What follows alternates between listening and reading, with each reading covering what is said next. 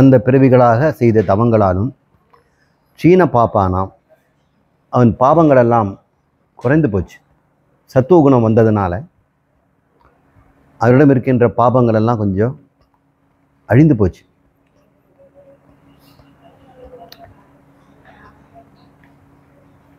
எதனால் அழிஞ்சு போச்சு? தவத்தினால.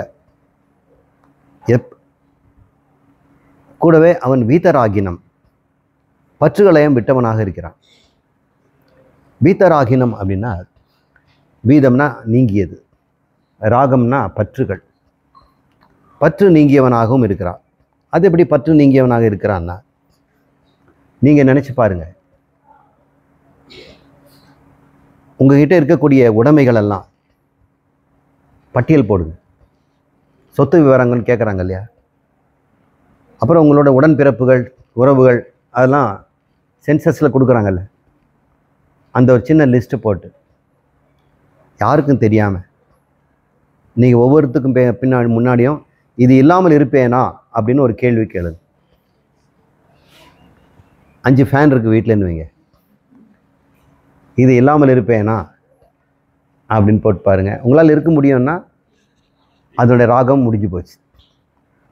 ஃப்ரிட்ஜு இல்லாமல் இருப்பேனா டிக் போடுங்க, இருப்பேன் அப்படின்னு.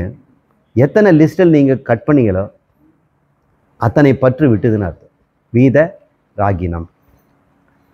அப்புறம் லிஸ்ட்டில் வரும் மகன், இல்லாமல் இருப்பேனா? நிச்சயம் இருக்க முடியும். நீங்கள் எத்தனையோ முறை ஊருக்காக ஹைதராபாத் போயிருக்கிறீங்க, 1 மாதம் தங்கியிருக்கிறீங்க, மகனை பார்க்கல, இருக்கிறீங்கல்ல. மகன் கூடவே இருக்கணுமா என்ன? பக்கத்திலே படுக்கணுமா என்ன? மகன் இல்லாமல் இருக்கிறோம், மனைவி இல்லாமல் இருக்கிறோம். நினச்சி பாருங்கள், ஒவ்வொரு நாள் தூக்கத்துலேயும் இந்த லிஸ்ட்டில் இருக்க ஒன்று கூட உங்களுக்கு தேவையில்லை. நீங்கள் இருக்கிறீங்க, உங்களால் இருக்க முடியும். அப்போ எந்தெல்லாம் இந்த லிஸ்ட்டில் வந்து இது இல்லாமல் இருப்பேன், இது இல்லாமல் இருப்பேன் என்று நீங்கள் நினச்சி நீங்கள் டிக் போட்டிங்களா, அதிலிருந்த பற்றை நீங்கள் விட்டவர்களாக இருக்கிறீர்கள். நீங்கள் பயன்படுத்துங்க, நான் வேண்டான்னு சொல்லலை. மனைவி மக்களோடும் ஃபேன் ஃப்ரிட்ஜோடு இருங்க. ஆனால் நீங்கள் நிச்சயம் பண்ணுங்க, உங்களால் இருக்க முடியுமான்னு. உங்களால் இருக்க முடியும்னு சொன்னால் பற்று நீங்கிட்டு, பற்று நீங்கி நீ அனுபவிக்கலாம். பற்றோடு அனுபவிக்கிறது வேற, அது பந்த காமம். ஆனால் அதையே நீங்கள் பற்று விட்டு எடுத்துனா அபந்த காமம், உங்களை பற்று உண்டாகாது. எவ்வளவு அரண்மனையில் கூட ராஜாவை அனுபவிக்கலாம், அவன் பற்று இல்லாமல் அந்த அரண்மனையில் இருக்க அத்தனை சுகத்தையும் அனுபவிக்கலாம். நீங்கள் எல்லாத்தையும் காசு கொடுத்து வாங்கியிருந்தீங்கன்னா உங்களுக்கு பற்று இருக்கும். பற்று இல்லாமல் இருக்கிறதுனா என்ன? நீங்களாக வாங்காமல் அதை அனுபவித்து கொண்டிருக்கு. ஒரு திருவிழா நடக்குது, அங்கே பல கோடி ரூபாய் செலவு பண்ணி அந்த திருவிழா நடத்துகிறாங்க. அல்லது திருமண வைபவம், அங்கே பஃபே சிஸ்டத்தில் சாப்பாடெல்லாம் போடுறாங்க, பந்தெல்லாம் கட்டியிருக்கிறாங்க, இசை இருக்குது, நாடகம் இருக்குது, எல்லாம் அலங்காரம்லாம் பண்ணியிருக்கிறாங்க. அதை செய்தவருக்கு எவ்வளோ செலவுன்னு பாருங்கள். 15 லட்சம் 20 லட்சம் ரூபாய் செலவு பண்ணி அதை செய்திருக்கிறார். நீங்கள் அழைப்பதை மட்டும் எடுத்துகிட்டு உள்ளே போயிட்டு அத்தனையும் அனுபவிக்கிறீங்கல்ல, உங்களுக்கு அதே அனுபவம் கிடைக்குதில்ல, அது கொடுக்குறவருக்கும் கிடைக்குதில்ல. இப்போ நீங்கள் வந்து பற்று இல்லாமல் அனுபவிக்கிறீங்க. இது இல்லாமல் இருப்பேன், இது இல்லாமல் இருப்பேன். ஆனால் அதை செலவு பண்ணி செய்கிறவர் இது இல்லாமல் இருக்க முடியாது தானே அந்த செலவு பண்ணியிருக்கிறார். அனுபவிக்கிறதுல எந்த தப்பும் இல்லை, பற்றோடு அனுபவிக்கிறீங்களாங்கிறது தான் பொருள். நீங்கள் அனுபவித்தெல்லாம் பற்றுடன் அனுபவிக்கிறோம். ஆனால் பற்று இல்லாதவனுக்கு எல்லா அனுபவமும் அவனுக்கு சுதந்திரமாக கிடைக்குது. இப்போ பற்று விடுதல்னா சொத்து பத்தெல்லாம் எடுத்து ஊருக்கு எழுதி வச்சுருது, பொதுநல சேவைக்கு கொடுத்துறதுன்னு அர்த்தம் இல்லை. அதோடு உறவு இல்லாமல் இது இல்லாமலும் இருப்பேன்னு அனுபவிங்க. இந்த சாக்லேட் எடுத்து வாயில் போகிறது, இது இல்லாமலும் இருப்பேன்னு சொல்லி சாப்பிடுங்க. உங்களால் இருக்க முடியுமா? அதை நிச்சயம் பண்ணிவிட்டு நீங்கள் அனுபவிங்க. காஃபி குடிக்காமல் இருப்பேன்னு சொல்லி 1 டம்ளர் குடிங்க. ஆனால் நிறைய பேரால் இது இல்லாமல் இருக்க முடியாதுன்னு தான் குடிக்கிறாங்க. மதுபானங்களுக்கு அடிமையானது இது இல்லாமல் இருக்க முடியாதுங்கிறான், செத்து போவேங்கிறான். பற்றுங்கிறது பார்த்தீங்களா, இல்லாமல் இருப்பேன் என்கின்ற அறிவோடு அதை பயன்படுத்துவது பேர் பற்றின்மை. அது பேர் வீதராகினம். அதனால் அவனுக்கு சீன பாபானாம். அவனுக்கு பாபங்களெல்லாம் இனிமேல் ஈட்டுவது குறைஞ்சி போச்சு. சஞ்சித கர்மம் இருக்கும், அந்த பாபங்கள் அதை ஒன்றும் பண்ண முடியாது. இனிமேலாவது பாபத்தை உண்டாக்குவானா? பாபத்தை அவன் உண்டாக்குவதில்லை, புண்ணியத்தையும் உண்டாக்குவதில்லை. அதனால் அவன் மனம் சாந்தானாம், அவன் மனம் அலைப்பாயாமல் இருக்குது. இந்த விக்கிரக ஆராதனையினால் அவன் மனம் சுத்தம் அடைந்திருக்கிறது. ஏன்னா மனம் பிடிமானம் கிடைக்குது. கெட்டியாக பிடிச்ச மனசில் சுத்தம் பண்ண முடியுது. பிடிப்பதற்கு இந்த பக்தி, குரு பக்தி அல்லது விக்கிரக பக்தி, அதுக்கப்புறம் அதோட சேவையினால் மனம் தூய்மை. அதனால் அவன் மனம் அடைந்த நிலை சாந்தானாம். அது எங்கும் விலகி செல்வதில்லை. தியானம் செய்யும் பொழுது உங்கள் மனம் விலகுதுங்கிறீங்களே, எங்கே விலகுச்சின்னு யோசனை பண்ணி பார்த்தீங்களா? எதை நோக்கி சென்றதுன்னு பார்த்தீங்களா? தியானத்தை கவனிங்கிறாங்க. மனம் சென்ற இடம் என்னன்னு பார்த்தோம்னா, அது உங்களுடைய விருப்ப வெறுப்புகளை தான் போயிருக்கும். வெறுக்கின்ற இடத்தை நோக்கி மனம் போயிருக்கும், விரும்புகின்ற இடத்தை நோக்கி தான் போயிருக்கும். மனம் விலகுவதே 2 இடத்துல தான், விருப்புகளும் வெறுப்புகளும் தான். எவனுக்கு விருப்ப வெறுப்பு போயிடுச்சோ அவன் பீத்தராகினன். அப்போ மனம் செல்வதற்கு இடமே இல்லையே. துரத்தி அமிச்சா கூட மனம்னு சொல்லும், நான் இங்கே இருக்கிறேனே, என்னை ஏன் துரத்துற? முன்ன சொல்லாமலே போயிடும். சொல்லாமல் கொல்லாமல் விரும்புகிற இடத்துக்கு ஓடிடும், சொல்லாமல் கொல்லாமல் விரும்புகிற இடத்துக்கு வெறுப்புக்கு ஓடிடும். இப்போது மனதை பிடித்து துரத்துனா கூட அது போக மாட்டேன்னு நிற்கிது பாருங்கள். அந்த மனம் பேர் தான் சாந்தானாம். மனம் சாந்தமாக விலகாமல் ஒரு இடத்துல இருக்குது.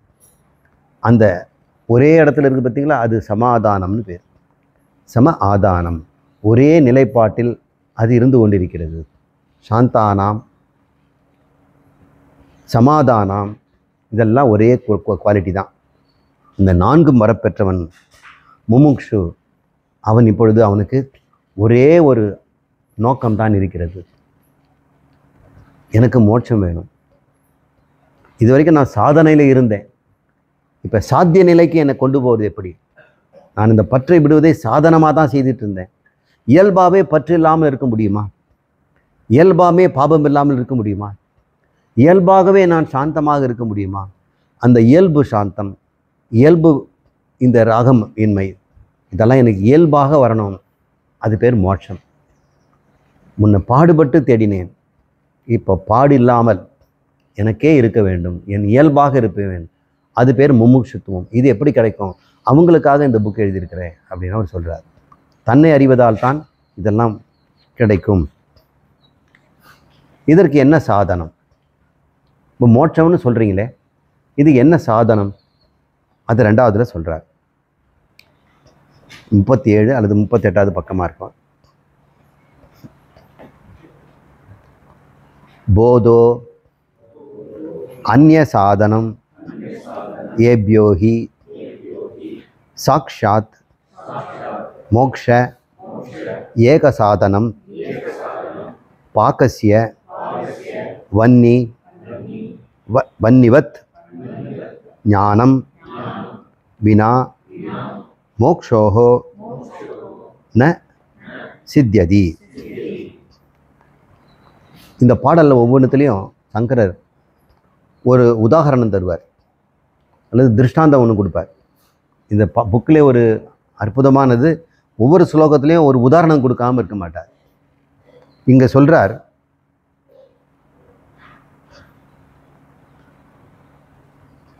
ஞானம் வினா மோக்ஷோ நோ சித்தியதி அப்படின்னு கடைசி லைன் சொல்கிறார். ஞானம் இல்லாமல், ஞானம் வினா, ஞானம் இல்லாமல் மோக்ஷோ ந சித்தியதி, மோட்சம் விளைவதில்லை அப்படின்னு ஒரு ஸ்டேட்மெண்ட் கொடுக்குறார். மோட்சத்துக்கு நேரடி சாதனம் ஞானம்ங்கிறார். நேரடி சாதனம் அப்படின்னு நம்ம புரிஞ்சுக்கணும். இப்போ நேரடி சாதனத்துக்கு ஒரு உதாரணம் தரார். பாகஸ்ய வக்னிவத். பாகம்னா சமைக்கிறது. சமைக்கலுக்கு நேரடி சாதனம் எதுன்னு கேட்கணும். சமையலுக்கு என்ன நேரடி சாதனம்? அடுப்பு தான். அதாவது வக்னி, வன்னின்னா நெருப்பு. நம்ம நினைக்கிறோம் அரிசி, தண்ணி, காய்கறி அதெல்லாம் நேரடி சாதனம் இல்லை. அது சமைக்கணும்னா நேரடி சாதனம் என்ன? நெருப்பு தான். நெருப்பு தான் சமைக்குது இல்லையா? காய்கறி சமைக்கிறது யார்? சமையல்காரன் இல்லை, நெருப்பு தான். நேரடி சாதனம் அதுதான். மீதி எல்லாம் இருந்து நெருப்பு இல்லைன்னா சமையல் இல்லை. ஓ, மோட்சத்துக்கு நேரடி சாதனம் ஞானம்ங்கிறார். நேரடி சாதனம் சாட்சாத் சாதனம். அது ஏன் மோட்சத்துக்கும் ஞானத்துக்கும் என்ன சம்பந்தம் அப்படின்னா, பந்தத்துக்கும் உனக்கும் என்ன சம்பந்தமோ, மோட்சத்துக்கு உனக்கு என்ன சம்பந்தமோ அதை ஆராய்ச்சி பண்ணிப்பார். பந்த காரணம் எதுவோ அதுதான் மோட்ச காரணமாகவும் இருக்க முடியும் இல்லையா? காரணத்தை கண்டுபிடிச்சா தானே அழிக்க முடியும். இப்போ மோட்சம் எதனால் அப்படின்னு சொன்னால் அறியாமையிலானன்னா, பந்தம் எதனாலன்னா அறியாமையில் என்னன்னா, மோட்சம் அறிவில் தான் உண்டாகும் அப்படின்றது அர்த்தம். இப்போ இது வரைக்கும் நம்ம புரிஞ்சுக்கோம். நம்ம நேரடியாக பந்த மோட்சத்துக்கு போக வேண்டாம். இருட்டு எதனால் கண்டுபிடிச்சிட்டோம், அங்கே லைட் இல்லாதனால. இப்போ அது வெளிச்சம் எப்படி வரும்? லைட்டு போட்டால் வரும். அப்போ இருட்டு அழிக்க ஒரே பகை விளக்கு தான். பந்தத்துக்கு எது பகைனா மோட்சம். அப்போ மோட்சத்துக்கு என்ன சாதனம், பந்தத்துக்கு எது காரணம் அதுன்னு கண்டுபிடிச்சோம்னா இது சாதனம் கண்டுபிடிச்சிடலாம். இதை தான் அவர் வந்து சொல்ல வர்றார். போதோ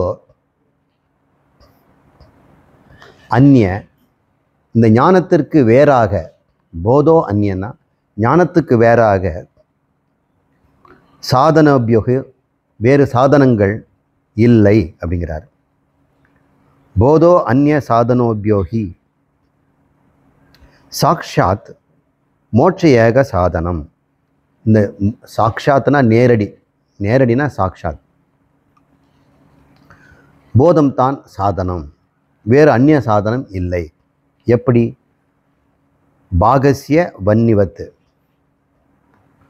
சமைப்பதற்கு நெருப்பு போல். ஞானம் வினா மோக்ஷோனோ சித்தியதி. அப்போ மோட்சத்துக்கும் ஞானத்திற்கும் சம்பந்தத்தை நாம் உண்டாக்கணும். அது என்ன அப்படின்னா அடுத்ததில் பார்ப்போம்.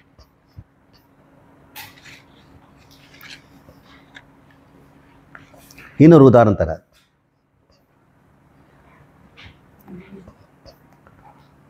தேஜஸ் திமிர சங்கவத் அப்படின்னு ஒரு வருத்தம் வருது. இப்போ நம்ம ஸ்லோகத்தை படிப்போம். அவிரோதி தயா கர்ம ந அவித்யாம் வினிவர்த்ததே. வித்யா அவித்யாம் நிகந்தியேவ தேஜஸ் திமிர சங்கவத்.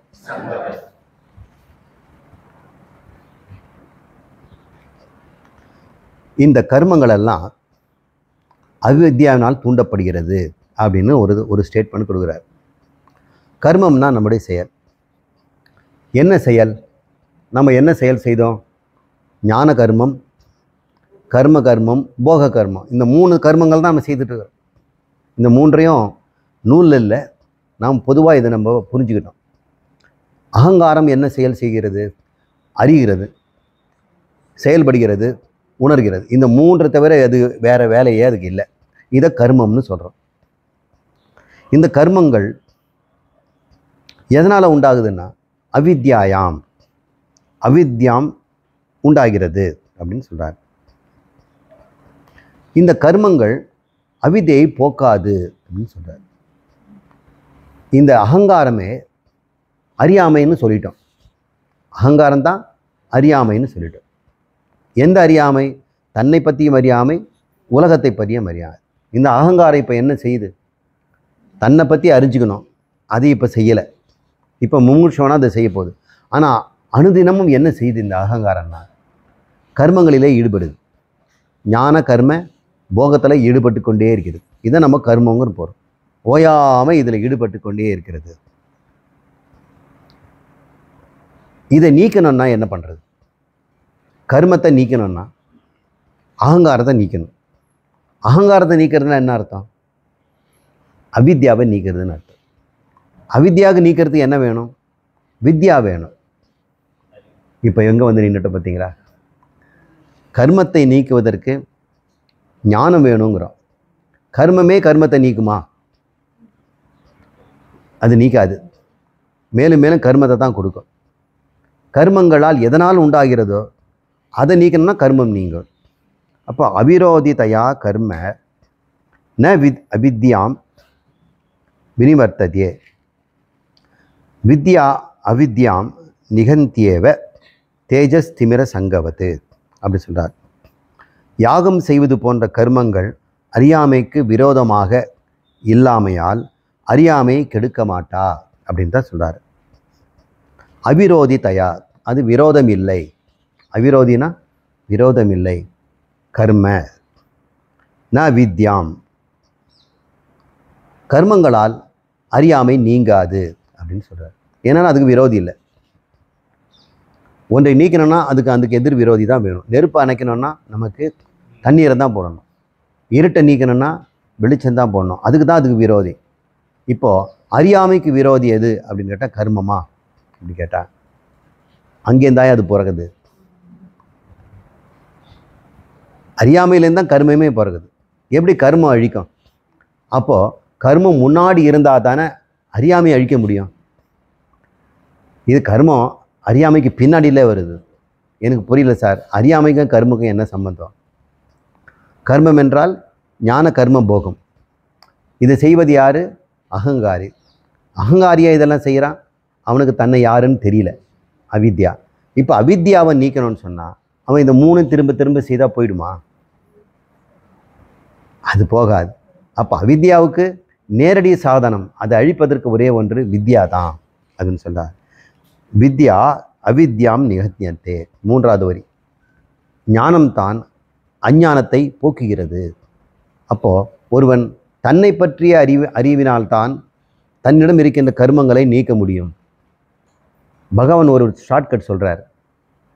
ஒருவேளை உனக்கு குரு கிடைக்கல, ஞானம் வருவதற்கு சாதனம் கிடைக்கலன்னா நீ கர்மத்தை அழிப்பதற்கு இன்னொரு வழி இருக்குது அப்படின்னு சொல்கிறார். கர்மத்தை கர்மத்தாலே அழிக்கலாங்கிறார். அது எப்படி கர்மத்தை கர்மத்தால் அழிக்க முடியும்? முள்ளால் தான் எடுக்கிற, வைரத்தை வைரத்தால் தானே வெட்டுற. உனக்கு ஞானம் கிடைக்கும் வரை உன் மனதை இந்த ஞானத்திற்கு தகுதிப்படுத்துறதுக்கு கர்மத்தை கொண்டே கர்மத்தை அழிக்கலாங்கிறார். எப்படிங்க சாமி? தீய கர்மத்தை விட்டு நல்ல கர்மத்தை செய். அப்போ தீய கர்மம் சாம்பிட, நல்ல கர்மத்தை எப்படி அழிக்கிறது? நல்ல கர்மம் உன் மனசை சுத்தம் படுத்தும். அப்போ ஞானத்தால் அது அவும் போயிடும். அப்போ நல்ல கர்மத்தை எப்படி கண்டுபிடிக்கிறது? அதர்மத்தை தர்மத்திலிருந்து பிரித்து அதை நீக்கணுங்கிற முறை விசாரித்தல்ங்கிறார். அது பேர் குசலம்ங்கிறார். கர்மம் யோகம் கர்மசு கௌசலம் அப்படின்னு பகவான் சொல்கிறார். யோகம்ங்கிறோம்ல, கர்மயோகம். கர்மயோகம் என்பது கர்மத்தை அழிக்கின்ற ஒரு கருவி. கர்மத்தை அழிப்பதை கர்மத்தாலே அழிக்கிறார். அது எப்படின்னா கர்மயோகம்ங்கிறார். ஓஹோ, கர்மத்தை அழிப்பதற்கு கர்மயோகம் வேணுமா? அது செய்யணுமானா அதுவும் செய்யணும். என்ன செய்துட்டு இருந்தியோ அதையே செய். செய்கின்றல பாவனையை மாற்று. தர்மத்திலிருந்து அதர்மத்திலிருந்து தர்மத்தை பிரித்து செய். இது பேர் குசலம் அப்படின்ற. அப்புறம் சரி, நான் தர்மம் செய்துட்டேன், ஆனால் நன்மையே வரமாட்டேங்குது, கஷ்டம் துன்பெல்லாம் வருது. அதை சமமாக வைத்துக்கொள். சமத்துவம் உச்சதே. 2 ஸ்டேட்மெண்ட் தரார் 2வது அத்தியாயத்தில். யோகம் கர்மசு கௌசலம், யோகம் சமத்துவம் உச்சதே. 2 ஸ்டேட்மெண்ட் ரொம்ப அற்புதமானது. 2வது அத்தியாயத்திலேயே கர்மயோகத்தை அவர் ஸ்டேட்மெண்ட் கொடுத்துடுறார். இந்த 2 தாயா கர்மயோகம். செய்வதில் உன்னுடைய ஃப்ரீவில்லை பயன்படுத்து. உனக்கு கொடுக்கப்பட்ட தேர்வை நீ பயன்படுத்து. எதை தேர்வு செய்வாய்? இன்பத்துக்கு பதிலாக நன்மையை தேர்வு செய். இன்ப நாட்டமான கர்மங்களை விட்டுவிட்டு நன்மை தருகின்ற கர்மங்களை மட்டும் செய். இது பேர் குச்சலம்ங்கிறார், விசாரணைங்கிறார், விவசாயாத்மீக புத்தி அப்படிங்கிறார். இதுவும் 2வது அத்தியாயத்தான் சொல்கிறார். 2வது அத்தியாயத்தில் ஞானமும் சொல்லப்படுது, கர்மமும் சொல்லப்படுது, கர்மயோகமும் சொல்லப்படுறார். அதனால் 2வது அத்தியாயத்தை நம்ம வாய்ப்பு கிடைக்கும்போது நாம் கட்டாயம் படிக்கணும். முழு அத்தியாயம் அது. சரி, குச்சலம்னா என்ன? தர்ம அதர்மங்களை பிரித்து, அதாவது தர்ம அதர்மம்னா என்ன? இன்ப நாட்டத்துக்காக செய்வதெல்லாம் அதர்மமாக தான் இருக்கும். நன்மை நாட்டத்தோடு செய்தால் எப்பவுமே தர்மமாக தான் இருக்கும். இதை கண்டுபிடிக்கிற புத்தியை நீ பயன்படுத்து. இது விவசாய ஆத்மிகா புத்தி அப்படிங்கிறார். இந்த புத்தியை பயன்படுத்த பேர் குச்சலம். இதுதான் யோகங்கிறார். கர்மயோகம்னா இதுதாங்கிறார். செய்வதிலும் செய்யத்தக்கதும் செய்யத்தகாததும் அறிகின்ற குச்சலம். கர்த்தவியம் அகர்த்தவியம் அதை நாம் கண்டுபிடிக்கணும். செய்த பிறகு செயல்பட்ட பிறகு பலனை நீ தியாகம் செய்வது. சமத்துவமாக இருந்து கொள். விளைவில் கர்மத்தில் இருக்கின்ற விளைவுகளே சமத்துவமாக இருந்து கொள். இது 2 தான் கர்மயோகங்கிறார். அந்த கர்மமும் உனக்கு மோட்சம் தராது, ஆனால் மனதை பக்குவப்படுத்தி ஞானத்துக்கு உண்டாகும். அதனால் பகவான் சிபாரிசு செய்வது ஞானத்துக்காக இல்லை, இந்த மனதை பக்குவப்படுத்துறதுக்காக ஒரு நிஷ்டையை சொல்கிறார். அப்புறம் 2வது நிஷ்டை சொல்கிறார், ஞான யோகம். திவிதா நிஷ்டா மயா புரா புரோக்தா. நான் 2 நிஷ்டைகளை சொல்லியிருக்கேன்டா. கர்மயோகம்ங்கிறது யோகிக்கும், ஞான யோகம்ங்கிறது சாங்கியம் என்றும் நான் 2 வைத்திருக்கிறேங்கிறார். இப்போ சங்கரன் நமக்கு சாங்கிய யோகத்தை சொல்கிறார். இந்த சாங்கியங்கிறது யோக சாஸ்திரத்தில் சாங்கியம்னு சொல்கிறோமில்ல, அது கிடையாது. 6 தரிசனத்தில் வருது சாங்கியம், யோகம், வைசேஷம், அது கிடையாது. சாங்கியங்கள்லாம் இங்கே ஞானம்னு அர்த்தம். பகவானுடைய ஸ்லோத்திரத்தை நம்ம புரிஞ்சுக்கணுன்னா நேரடியாக சாங்கியங்கிற வார்த்தையை டிக்ஷனரிக்கு போயிடக்கூடாது. அங்கே போனோம்னா நம்ம சிக்கிடுவோம். அவர் சாங்கியங்கிறத ஞானம்னு சொல்கிறார். அவிரோதிதையா கர்ம, இந்த கர்மங்கள் அது விரோதம் இல்லை அவித்யாவுக்கு. ந அவித்யாம், அறியாமைக்கு பகை கர்மம் அல்ல, அதை விட்டுவிடு. வித்யா அவித்யாம் நிகத்தியந்தே, அவித்யை வித்யாவில் தான் நிற்க முடியும். எப்படி? தேஜஸ் திமிர சங்கவது. திமிரம் என்றால் இருட்டுன்னு அர்த்தம், கடும் இருட்டு. திமிரம், கண்ணில் பிறை இருக்குதுல்ல, அது கூட திமிரன்னு தான் சொல்கிறாங்க. கண்ணில் பிறை வந்ததுன்னா அது திமிரம். இங்கே திரை இருந்ததுன்னா வெளியே வெளிச்சம் இருந்தும் பிரயோஜனம் இல்லை, சூரியனே இல்லைம்பா. ஏன்னா அவன் கண்ணீர் தெரியாதவன், அவன் குருடன். அவனுக்கு சூரியன் பிரகாசமாக இருந்து கூட அவனுக்கு உலகம் தெரியாது. என்ன உதவி கொடுத்து அவனுக்கு பார்க்க வைக்க முடியும்? அவனுக்கு கண்ணொளி தான் கொடுக்கணும். இருட்டுக்கு பகை ஒளி என்பதனால், அறியாமைக்கு பகை அறிவு என்பதனால், இந்த கர்மங்கள் எல்லாம் அறியாமையில் உண்டாகியது என்பதனால், கர்மங்கள் தான் உனக்கு பிறவிகளை கொடுக்குது என்பதனால், நீ பிறவாத நிலைக்கின்ற மோட்சம் உனக்கு வேணும் என்றால் கர்மத்தை விடணும். கர்மத்தை நீக்கணும்னா அது காரணமான அவித்யாவை விடணும். அவித்யாவை போக்கணும்னா வித்யா தான். எனவே ஆத்ம ஞானம் தேவை அப்படின்னு எஸ்டாப்ளிஷ் பண்ணுறார். இதெல்லாம் அனுபந்த சதுஷ்டயத்திலே வருது.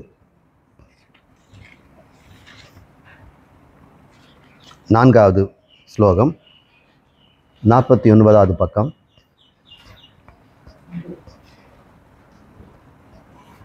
உங்ககிட்ட புக் இல்லையாம்மா?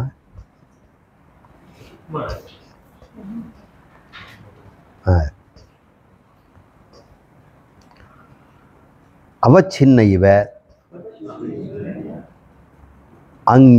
அஞ்ஞானாத் தத் நாசே சதி கேவலஹ ஸ்வயம் பிரகாசதே ஹி ஆத்மா மேகாபாயே அம்சுமான் இவ. இங்கே சில சொற்களை நம்ம அர்த்தம் புரிஞ்சுக்குவோம். உதாரணத்தை முதல்ல பிடிச்சிக்குவோம். மேகாபாயே அம்சுமான் இவ அப்படின்னு சொல்கிறார். அம்சுமான் என்றால் சூரியன். மேகம் இப்போ சூரியனை மறைச்சிட்டு இருக்கு. வெளிச்சமே இல்லை, சூரியனே இல்லை அப்படின்னு என்ன சொல்கிறாங்க? இல்லாமலா போச்சு, இருக்குது. மேகம்தான் மறைச்சிட்டு. ஆபாயேன்னா நீங்கிய, ஆகம ஆபாயே, ஆகமன்னா வர்றது, ஆபாயேன்னு போகிறது. ஆகம ஆபாயி வந்து போவது, ஆபாயின அப்படின்னா செல்வது. மேகா ஆபாயே, மேகம் என்று நீங்கிய பிறகு அம்சுமான் இவ, அந்த சூரியன் எப்படி தெரிகிறதோ, மேகம் மூட்டமாக இருந்தது, இந்த மேகம் நீங்கின உடனே பளீர்னு வெளிச்சம் வருது. அதுபோல் ஏதோ ஒரு எனக்கு ஆத்மமே ஒன்று மறைந்து கொண்டிருக்கிறது.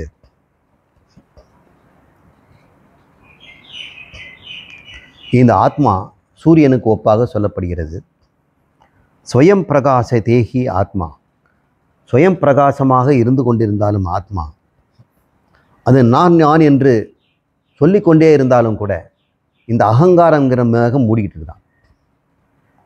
அகங்காரம்தான் வெப்ப மேகம், அதுதான் அறியாமை. அது ஏன் சார் அறியாமைங்கிறீங்க? ஆத்மா செயல் இல்லையே. அது அறிய வேண்டிய ஒன்றும் இல்லையே, அது போகம் பண்ண வேண்டியது ஒன்றும் இல்லையே. அந்த மூணு இது செய்தே. நான் என்கின்ற ஆத்மா இந்த மூன்றையும் செய்வதனால ஆத்மா தன்னை அறிந்து கொள்ளாமல் இருக்கிறதுன்னு தான் அர்த்தம். எந்த ஆத்மா தன்னை அறியாமல் இருக்கிறதோ அது அகங்காரம். அறியாமையால் மூடப்பட்டது ஆத்மா. நான் என்பது ஆத்மா என்றால் அது எதனால் மூடப்பட்டிருக்கிறது? அறியாமையினால் மூடப்பட்டது. அந்த மூடுதல் என்ன செய்து? ஞான கர்ம போகத்தை செய்துட்டு இருக்கு. மெல்ல மெல்ல இந்த அகங்காரம் நீங்கிய பிறகு ஆத்மா அங்கே பிரகாசித்து கொண்டிருக்கிறது. இந்த பகவான் ரமணர் தன்னுடைய பாடலில் 40 சொல்லியிருக்கிறார். நம்ம இனிமேல் பார்க்க போகிறோம். எப்பொழுது இந்த அகங்காரம் ஆத்மாவில் லயமாகிறதோ, கரைந்து போகிறதோ, அப்பொழுது அந்த அகங்காரம் ஆத்மாவாக சுடர் விட்டு பிரகாசிக்கிறது. இந்த ஆத்மா திடீர்னு கொண்டு வர வேண்டிய அவசியம் இல்லை. சூரியனை யாரும் கொண்டு வர வேண்டியதில்லை. மேகத்தை நீக்கினால் போதும். இந்த ஆத்மா சரீரத்தில் இருப்பது போல தெரியுது. இருந்தால் அதுக்கு பேர் என்ன? அகங்காரம். சரீரத்தில் இருந்தால் அந்த ஆத்மாவுக்கு பேர் அகங்காரம். சரீரம்தான் அகங்காரமே. அவச்சின்ன இவ அஞ்ஞானாத், அறியாமையினால் இந்த ஆத்மா உடலில் மட்டும் இருப்பது போல தெரிகிறது. எங்கும் இருக்கின்ற இந்த ஆகாசம் இந்த பானையில் இருப்பது போல தெரிகிறது. குழந்தைங்களும் வீட்டில் இருக்க பெரியவங்களும் என்ன சொல்கிறாங்க? இந்த சொப்பில் கொஞ்சம் இடம் இருக்குது, இதில் நான் இதை போட்டு வைக்க போகிறேன். இது எங்கே வைக்க போகிறேன்னு தெரியுமா? யாருக்கும் தெரியாமல் இந்த அத்துல்லியாக மறைக்க போகிறான். அதை எங்கே பண்ண போகிறான்? இது ஆகாயத்தில் தான் இருக்குது. இப்போ இன்னொரு ஆகாயத்தில் போடுறான். குடா ஆகாயத்தில் போட்டான்.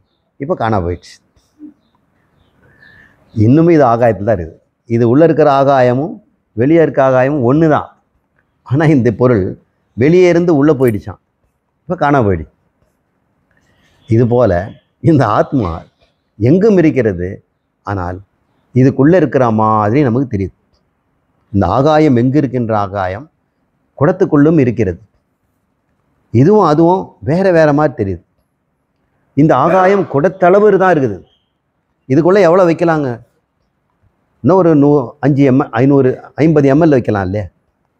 50 ml கொள்ளோங்கிறோம். இதில் இடம் 50 ml தான் இருக்குது அப்படிங்கிறோம். உண்மையிலே இதில் இருக்கிற இடம் அளவற்றது. இந்த உபாதி, இந்த பானைங்கிற சொப்புங்கிறது ஒன்று இந்த அளவற்றதை கொஞ்சமாக காட்டுது. இது பேர் அவச்சின்னம்னு பேர். அவச்சின்னம்னா துண்டுபட்டது, சின்னமாக்கப்பட்டது. சின்னா பின்னம்ங்கிறோம்ல, பின்னம்னா உடைக்கிறது, சின்னம்னா சின்னது.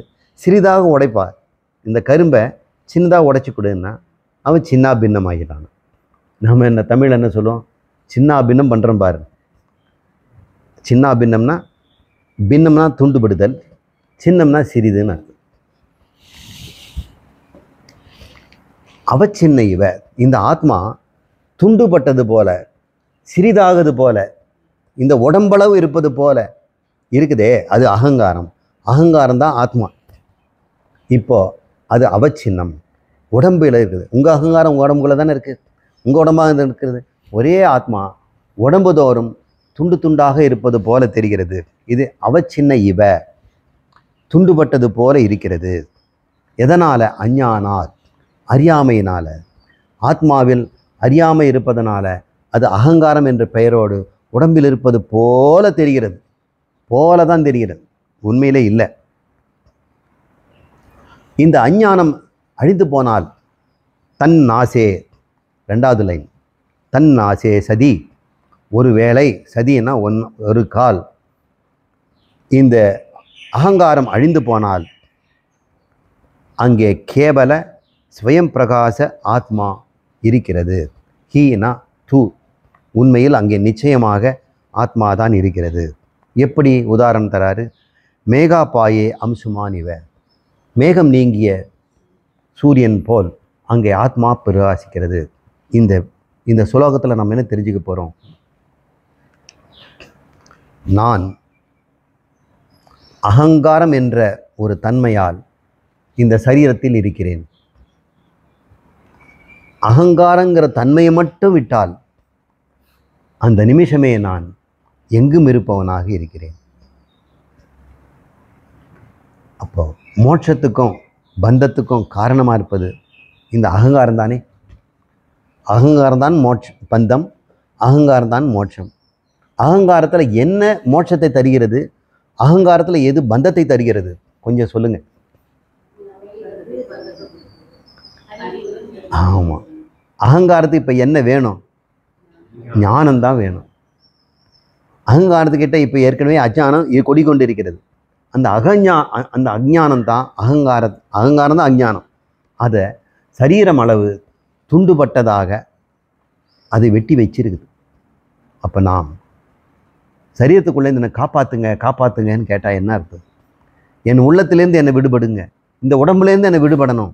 நான் இந்த பராகாயத்தில் பிரேயர்னா, உன்னை யாரா உன்னை துண்டுபட்டாங்க? உன்னை யார் இந்த உடம்புல கட்டி போட்டாங்க? அறியாமை மட்டும்தான் கட்டி போட்டு. உன்னை விடுவிக்கிறதுக்கு ஒரே வழி அறிவு தான். வித்யாயாம் அவச்சின்ன இவ அஞ்ஞானாத், அஞ்ஞானத்தினாலே துண்டுபட்டது போல நாம் இருக்கிறோம். தன்னாசே சதி, அந்த அஞ்ஞானம் நீங்கினால் கேவல ஸ்வயம் பிரகாசகி ஆத்மா, அங்கே நீ எப்படியாக ஸ்வயம் பிரகாசமான கேவல ஆத்மாக துண்டுபடாத, உனக்கு அயலாக வேறு எதுவும் இல்லாத ஒரு பிரகாச ஆத்மாவாக நீ இருக்கிறாய் என்று இந்த ஸ்லோகம் சொல்கிறது.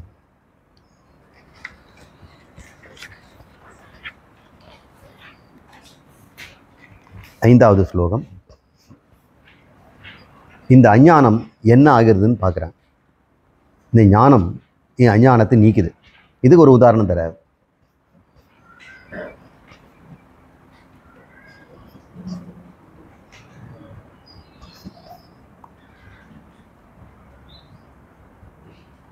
ஜலம், நாலாவது ஜலம் கதகரேணுவத் அப்படின்னு ஒரு உதாரணம் தரார். நம்ம முதல்லேருந்து படிப்போம்.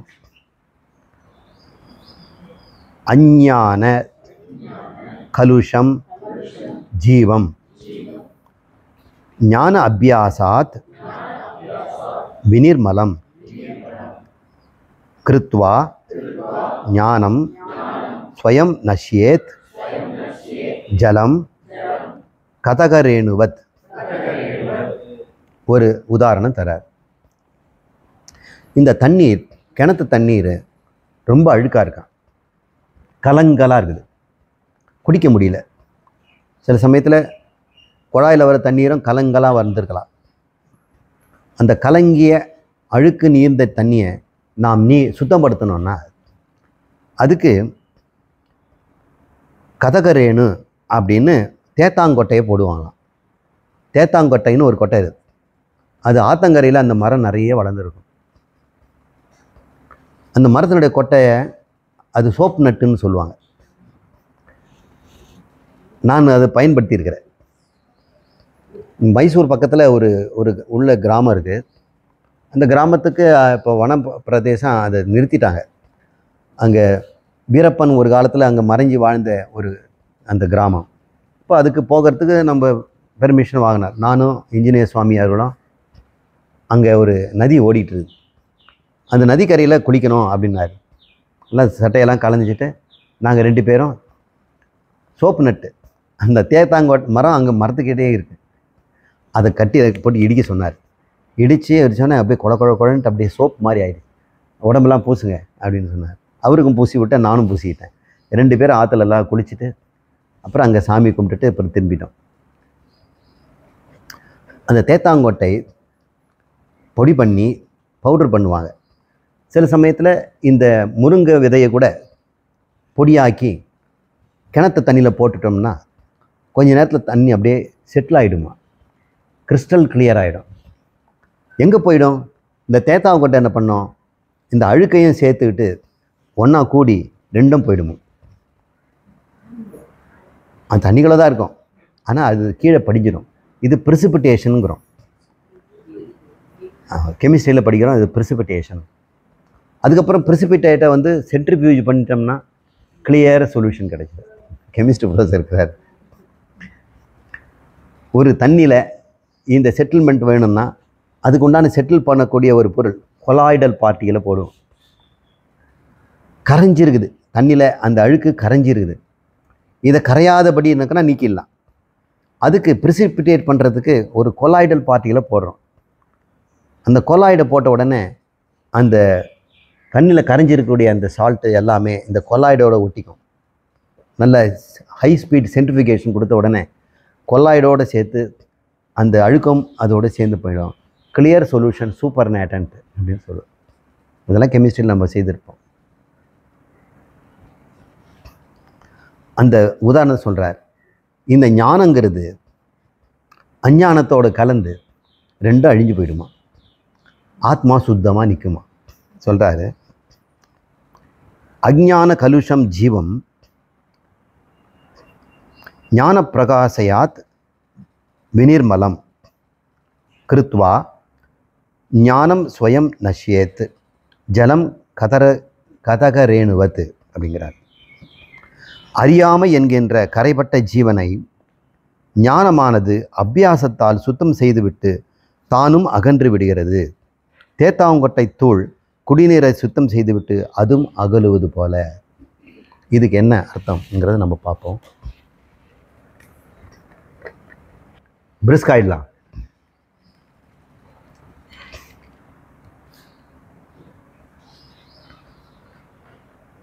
இந்த பிணம் சுடுகின்ற விட்டியான் பிணத்தை கொண்டு போய் கூடி அழறாங்க. வரட்டி இந்த எரு அப்புறம் கட்டையெல்லாம் குவிச்சு அந்த பிணத்தை படுத்து மேலெல்லாம் மூடிட்டான். எல்லாம் வாய்க்கரிசி போட்டாங்க. நெருப்பு மூட்டிட்டான் மகன். நெய்யை ஊற்றிருக்கான். அதுக்கு முன்னாடியே உடம்புக்கு நெய் பூசிடுவாங்க. பேர குழந்தைங்கள்லாம் கூப்பிட்டு இன்னும் இப்போ வந்து யாகம் பண்ண போகிறோம், உடம்பை யாகம் பண்ண போகிறோம் யமனுக்கு. அவனுக்கு அவிர்பாகமாக நம்ம உடம்பை தான் கொடுக்க போகிறோம். அக்னி ஏற்கனவே கட்டையில் எரியுது. இந்த உடம்பு கொண்டு போய் உள்ளே போட்டாச்சு. அதில் நெய்யை பூசிட்டோம். எல்லாரும் நெய்யை தலையில் தடவிட்டு போவாங்க. இப்போ நம்ம அவிர்பாகம் கொடுக்குறோம். நம்மெல்லாம் அதை சுட்டுட்டு ஊருக்கு போயிட்டோம். குடும்பம்லாம் எழுந்து போயாச்சு. வெட்டியாக மட்டும் இருக்கலாம். ராத்திரி முழுக்க எரியுது. நாளைக்கு எல்லாம் வாங்க, அரிசி எடுத்துகிட்டு போங்க, பாலுக்கு வாங்கன்னு சொல்லிட்டான். இவன் ராத்திரி இவன் மட்டும் இருக்கிறான். குச்சியால் குத்தி கிளறிக்கிட்டே இருக்கிறான். பார்த்தான், இந்த குச்சியால் அடி அடின்னு அடித்தாதான் இந்த நரம்பெல்லாம் இழுத்துட்டு இருக்கிற அந்த பிணம் எழுந்துக்குது. அது நிமிருது. இப்போ 2 அடி அடிப்பான். அடித்தவனாவது மறுபடியும் பட்டையாடும். நல்லா வெந்து போச்சான்னு குத்தி குத்தி பார்க்குறான். கடைசியில் அந்த குச்சியும் அதே இது தூக்கிட்டு போகணும். தூக்கி அது நெருப்பில் போட்டுட்டு அதுவும் அந்த குச்சியோடு போயிடு. இந்த விட்டியான் தன் குச்சியும் கொண்டு போய் அந்த நெருப்பிலே போட்டு அந்த சரீரத்தோடு அழிஞ்சு போவது போல் இந்த ஞானமும் குருவும் கூட ஒரு அஞ்ஞானிக்கு ஞானத்தை கொடுத்த உடனே குருவும் சாஸ்திரமும் கும்பிடு போட்டு போயிடுதான். இப்போ என்ன ஆனா அவன் பிரம்மம் ஆயிட்டான். அங்கே அஞ்ஞானியே இல்லை, அங்கே ஜீவனே இல்லை. ஜீவன்கிற இடத்துல துளி கூட அடையாளமே இல்லை. அங்கே பிரம்மம் நிற்குது. எப்படி இது நடக்குது? அதுக்கு பேர் அகண்ட சித்த விருத்தி அப்படின்னு பேர். அகண்டாகார போதம், அகண்டாகார விருத்தி அப்படின்னு பேர். இப்போ விருத்தியை பற்றி நம்ம தெரிஞ்சுக்கணும். நம்முடைய சூக்ஷ்ம சரீரம், அந்த கரணம், மனம், இதுதான் உள்ளங்கிறங்க இல்லை.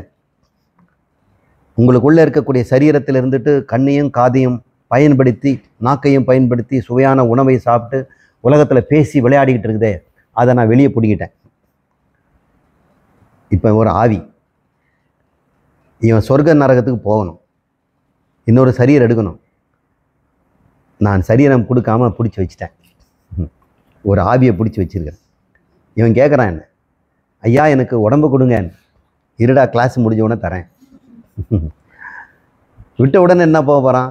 எங்கேயாவது எங்கள் ஒரு அம்மா அப்பா கர்ப்பமாகி இருக்கிறாங்கன்னு வைங்க, அந்த 4.5 மாதம் குழந்தை இருந்ததுன்னா ஓடி போய் உள்ளே போய் பூந்துக்குவோம்.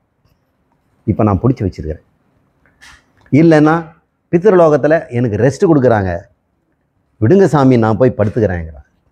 இருடா கிளாஸ் முடிக்கிட்டோம். இல்லை, இவன் வந்து தூய ஆத்மா புண்ணியம் பண்ணியிருந்தானா சொர்க்கத்தில் வரவங்களாம் கூப்பிட்டுட்டு இருக்கிறாங்க. தேவயானம் பித்திரயானம் 2 இருக்குது. இந்த பாதை அந்த பாதை.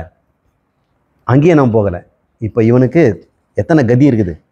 ஒன்று, தாய் சரீரத்தில் கருப்பையில் விழுகின்ற ஒரு கதி, அல்லது நாயோ மாடோ பசுவோ அதோடைய கர்ப்பத்தில் விழுகின்ற ஒரு கதி, அல்லது பித்ருலோகம் என்று சொல்லக்கூடிய ஒரு ஓய்வு மேடையில் போய் படுக்கின்ற ஒரு கதி.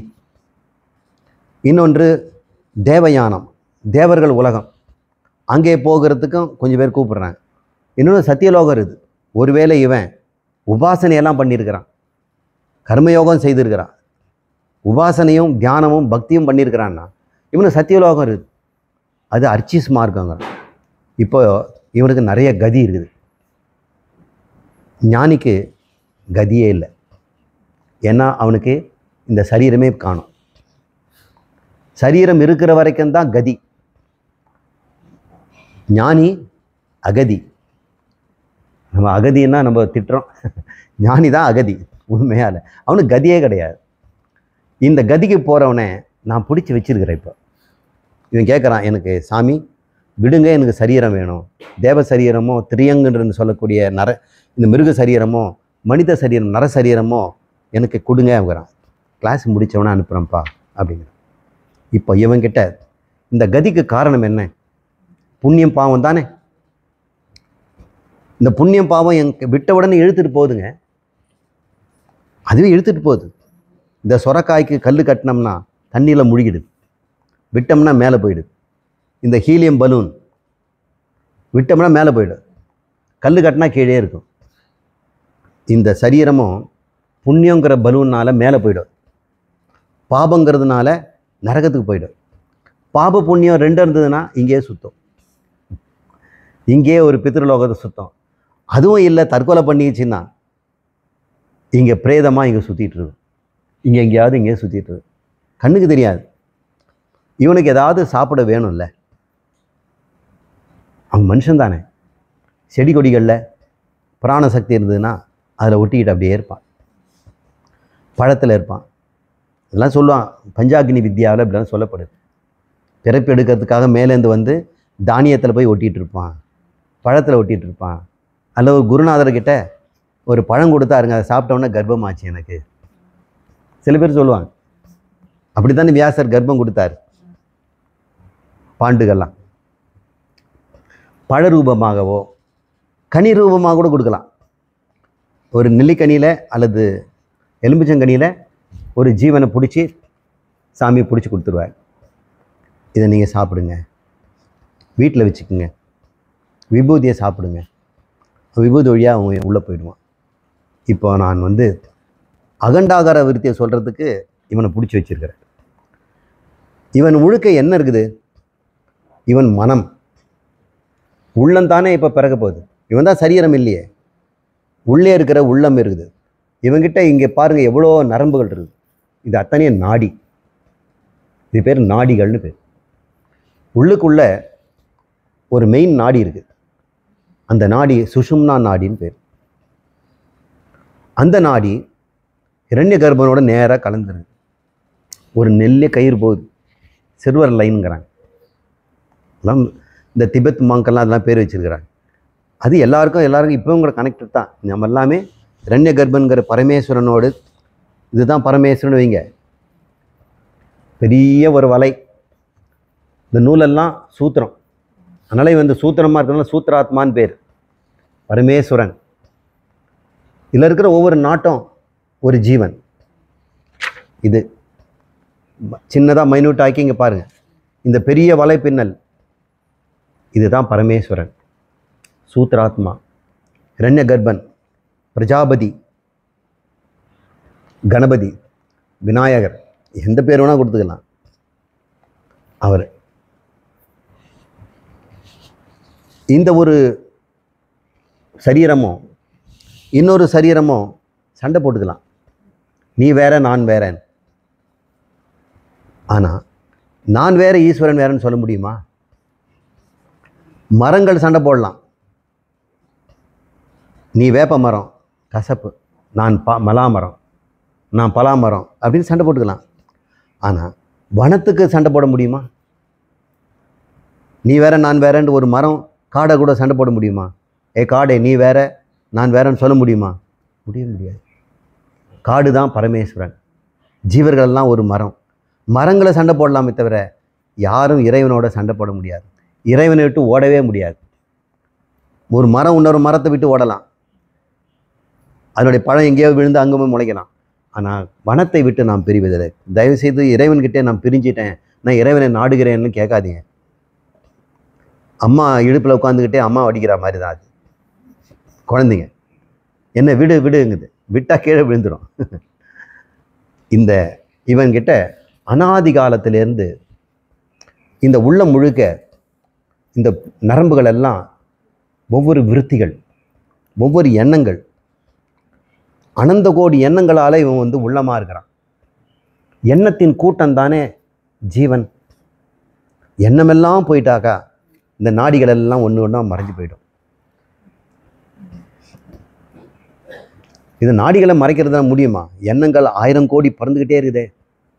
இதுக்குள்ளே எத்தனையோ பிறவிகள் இருக்கக்கூடிய எண்ணங்கள் எல்லாம் தேங்கி வாசன ரூபமாக இருக்கே. இவன் அழிக்கிறது யாராலும் முடியாது. இவனை கட்டி போட்டு வச்சிருக்கிற ஒரு நாடி ஒன்று இருக்குது. அந்த நாடி தான் அகங்கார நாடி.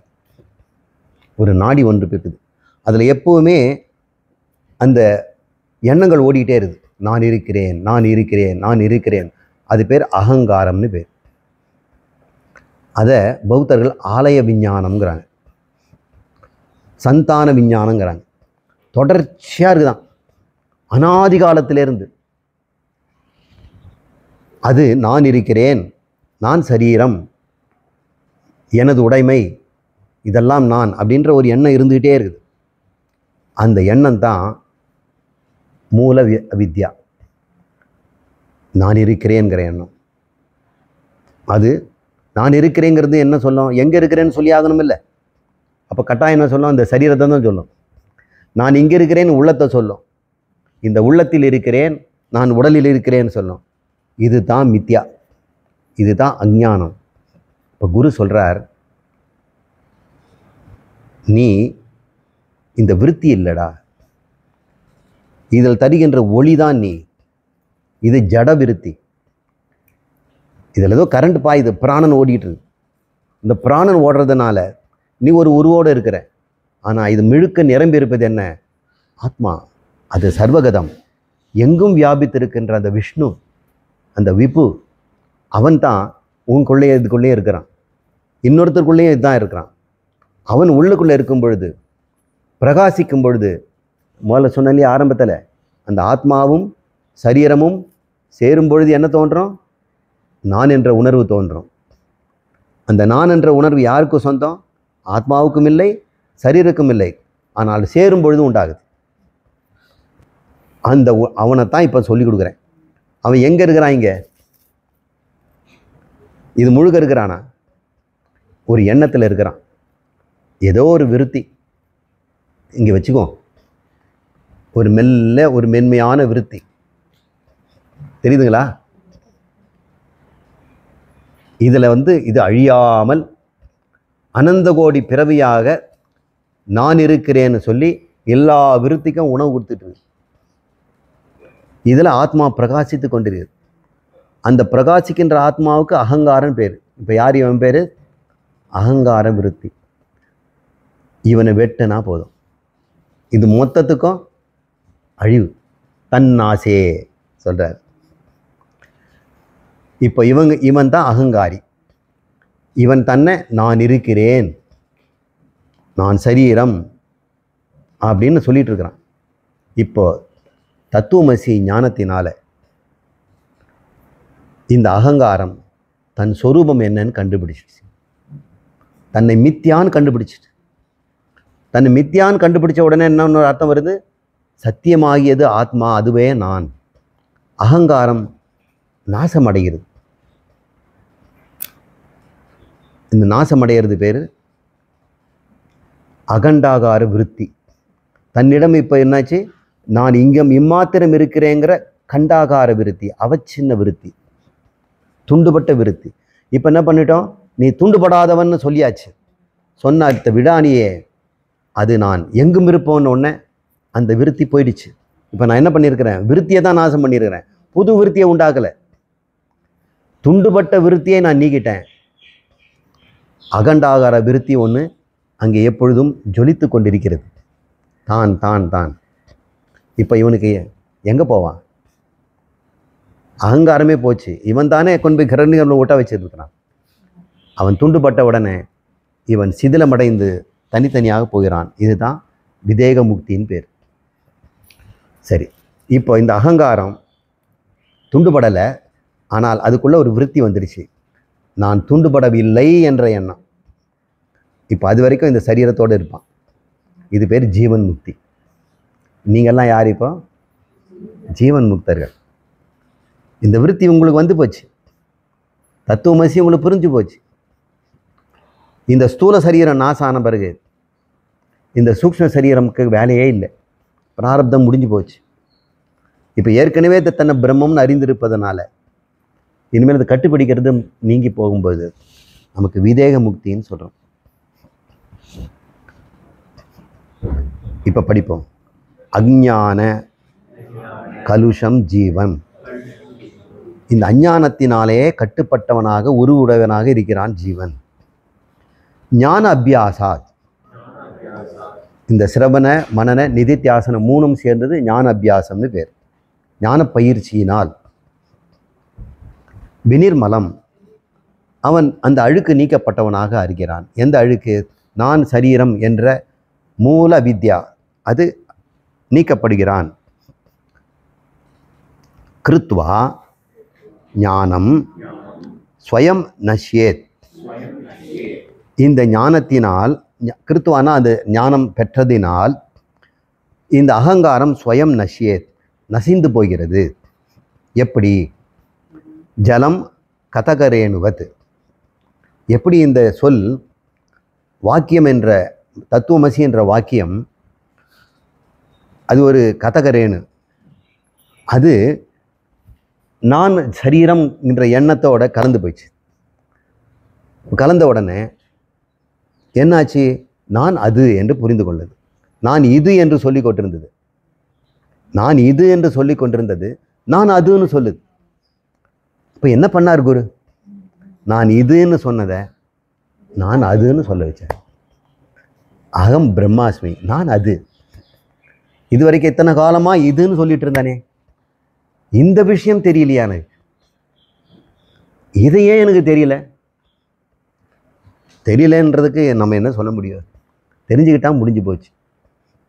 நான் இதுவல்ல, நான் அது. இது ஒரு சின்ன விஷயம்தாங்க. இது பேர் தான் அகண்டாகார விருத்தி. முதல்ல அவச்சின்ன விருத்தி, துண்டுபட்ட விருத்தி. நான் இது, நான் இம்மாத்திரம். எல்லாருக்கும் இதுதானுங்க பிரச்சனை. நான் இவ்வளோதான், நான் இவ்வளோதான், நான் இவ்வளோதான் அப்படின்னு இவ்வளோன்னே தன்னை சொல்பமாக பார்த்தாங்க, அல்பமாக பார்த்தாங்க. தன்னை பூமான் என்று யாருமே தெரிந்து கொள்ளவில்லை. இதில் நம்ம தெரிந்து கொள்ள வேண்டிய விஷயம்னா, இந்த ஞானம் அறிவை கொடுத்து விட்டு மறைந்து போகிறது, அவ்வளவுதான். இதைத்தான் கோயில்லையும் நம்ம சொல்கிறோம். மூர்த்தியை காட்டிட்டு இந்த கற்பூரம் அணைஞ்சு போயிடுது. அந்த கற்பூரம் காட்டிய குரு. கற்பூரம் என்னது? இந்த ஆத்மபோதம், நீதான் அது. அதை காட்டுறதுக்கு ஒரு ஆள் வேணும் இல்லை, ஏற்றுறதுக்கு, அவர் குரு. அது வரைக்கும் அங்கே விக்கிரகம் இருக்குது, ஆத்மா தெரியல. கோயிலில் இருட்டாக இருக்குது கற்பகிரகம். அங்கே ஏதோ கண்ணுக்கு தெரியாத புலப்படாத ஒரு விக்கிரகம் தெரியுது. அது என்ன மூர்த்தி தெரியலையே. குருவாயூரப்பன் நிற்கிறார். குருவாயூரப்பன் அல்லது ஐயப்பன் அல்லது சாட்சாத மகேஸ்வரனே அங்கே இருக்கலாம், சிவலிங்க ரூமா, நமக்கு தெரியல. அப்போ குரு காட்டி கொடுக்குறார். அப்போ இருட்டுனால எதுன்னு தெரியாமல் இருக்கின்ற மூல அவித்யா இருக்கிறது. அங்கே மூர்த்தியை பாருங்கள், ஆத்மா இதுதான் அப்படின்னு உனக்கிட்ட காட்டி கொடுத்த உடனே கற்பூரம் கொஞ்ச நேரம் காட்டுது, பாதாதி கேசமாக நம்ம பார்க்குறோம். தெரிந்து கொண்டேன், கண்டு கொண்டேன், நான் இதுவல்ல அது. அப்போ அப்போ அதுதான் நானுன்னா அது எங்கே இருக்குது, எங்கும் இருக்கிறது அப்படின்ற ஒரு ஞானத்தோடு அந்த கற்பமும் முடிஞ்சு போச்சு, குருவும் போயிட்டார். அதுபோல் இந்த கதரேணுவது அந்த கதரம்னு சொல்லக்கூடிய அந்த தேத்தாங்கொட்டை எப்படி உன்னுடைய அழுக்கை நீக்கிக்கிட்டு அதுவும் போயிடுச்சு, அழுக்கும் போயிட்டு நிர்மலமான தண்ணீர் நிற்பது போல ஆத்மா அங்கே இருக்கிறது.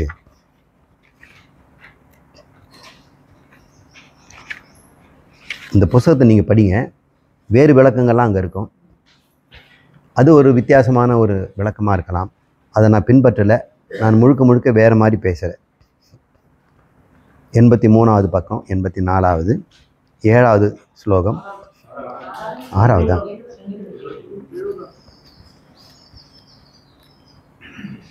எல்லாம் கனவே. சம்சாரஹ ஸ்வப்னதுல்யோஹி ராகத்வேஷாதி சங்குலஹ ஸ்வகாலே சத்யவத் பாதி பிரபோதே சதி அசத் பவேத்.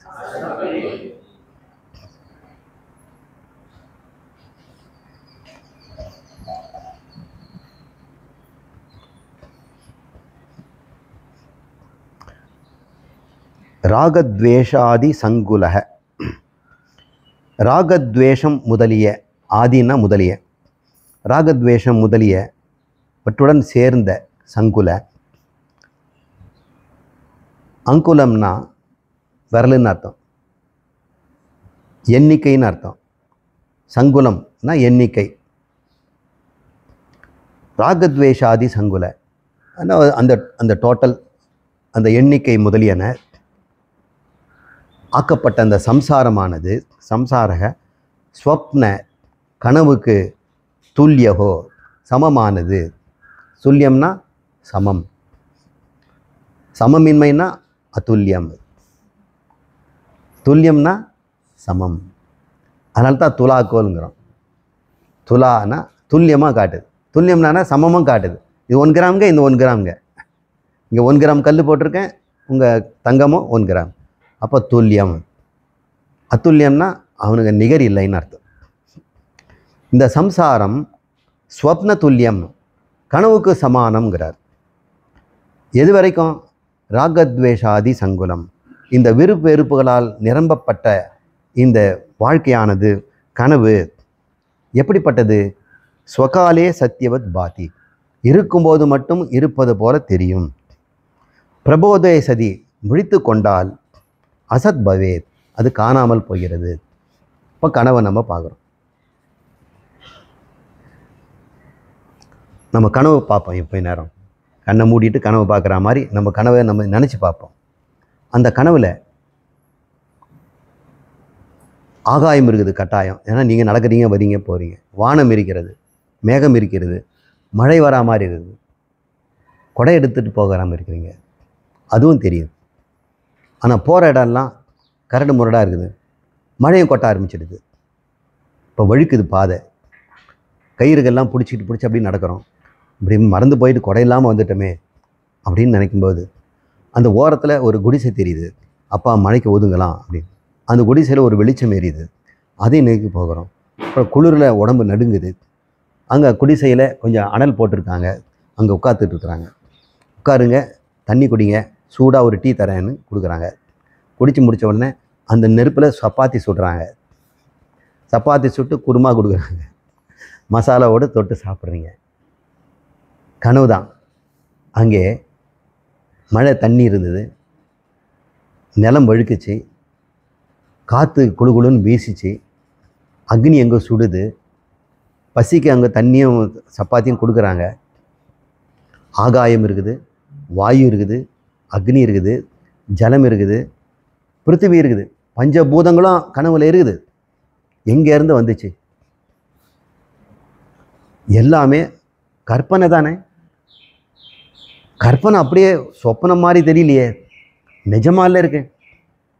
அங்கே நெருப்பு கட்டாயம் சுட்டுது, மழை தண்ணி குளிருது, எல்லாமே சத்யவத் பாதி, உண்மை போலவே தெரியுது.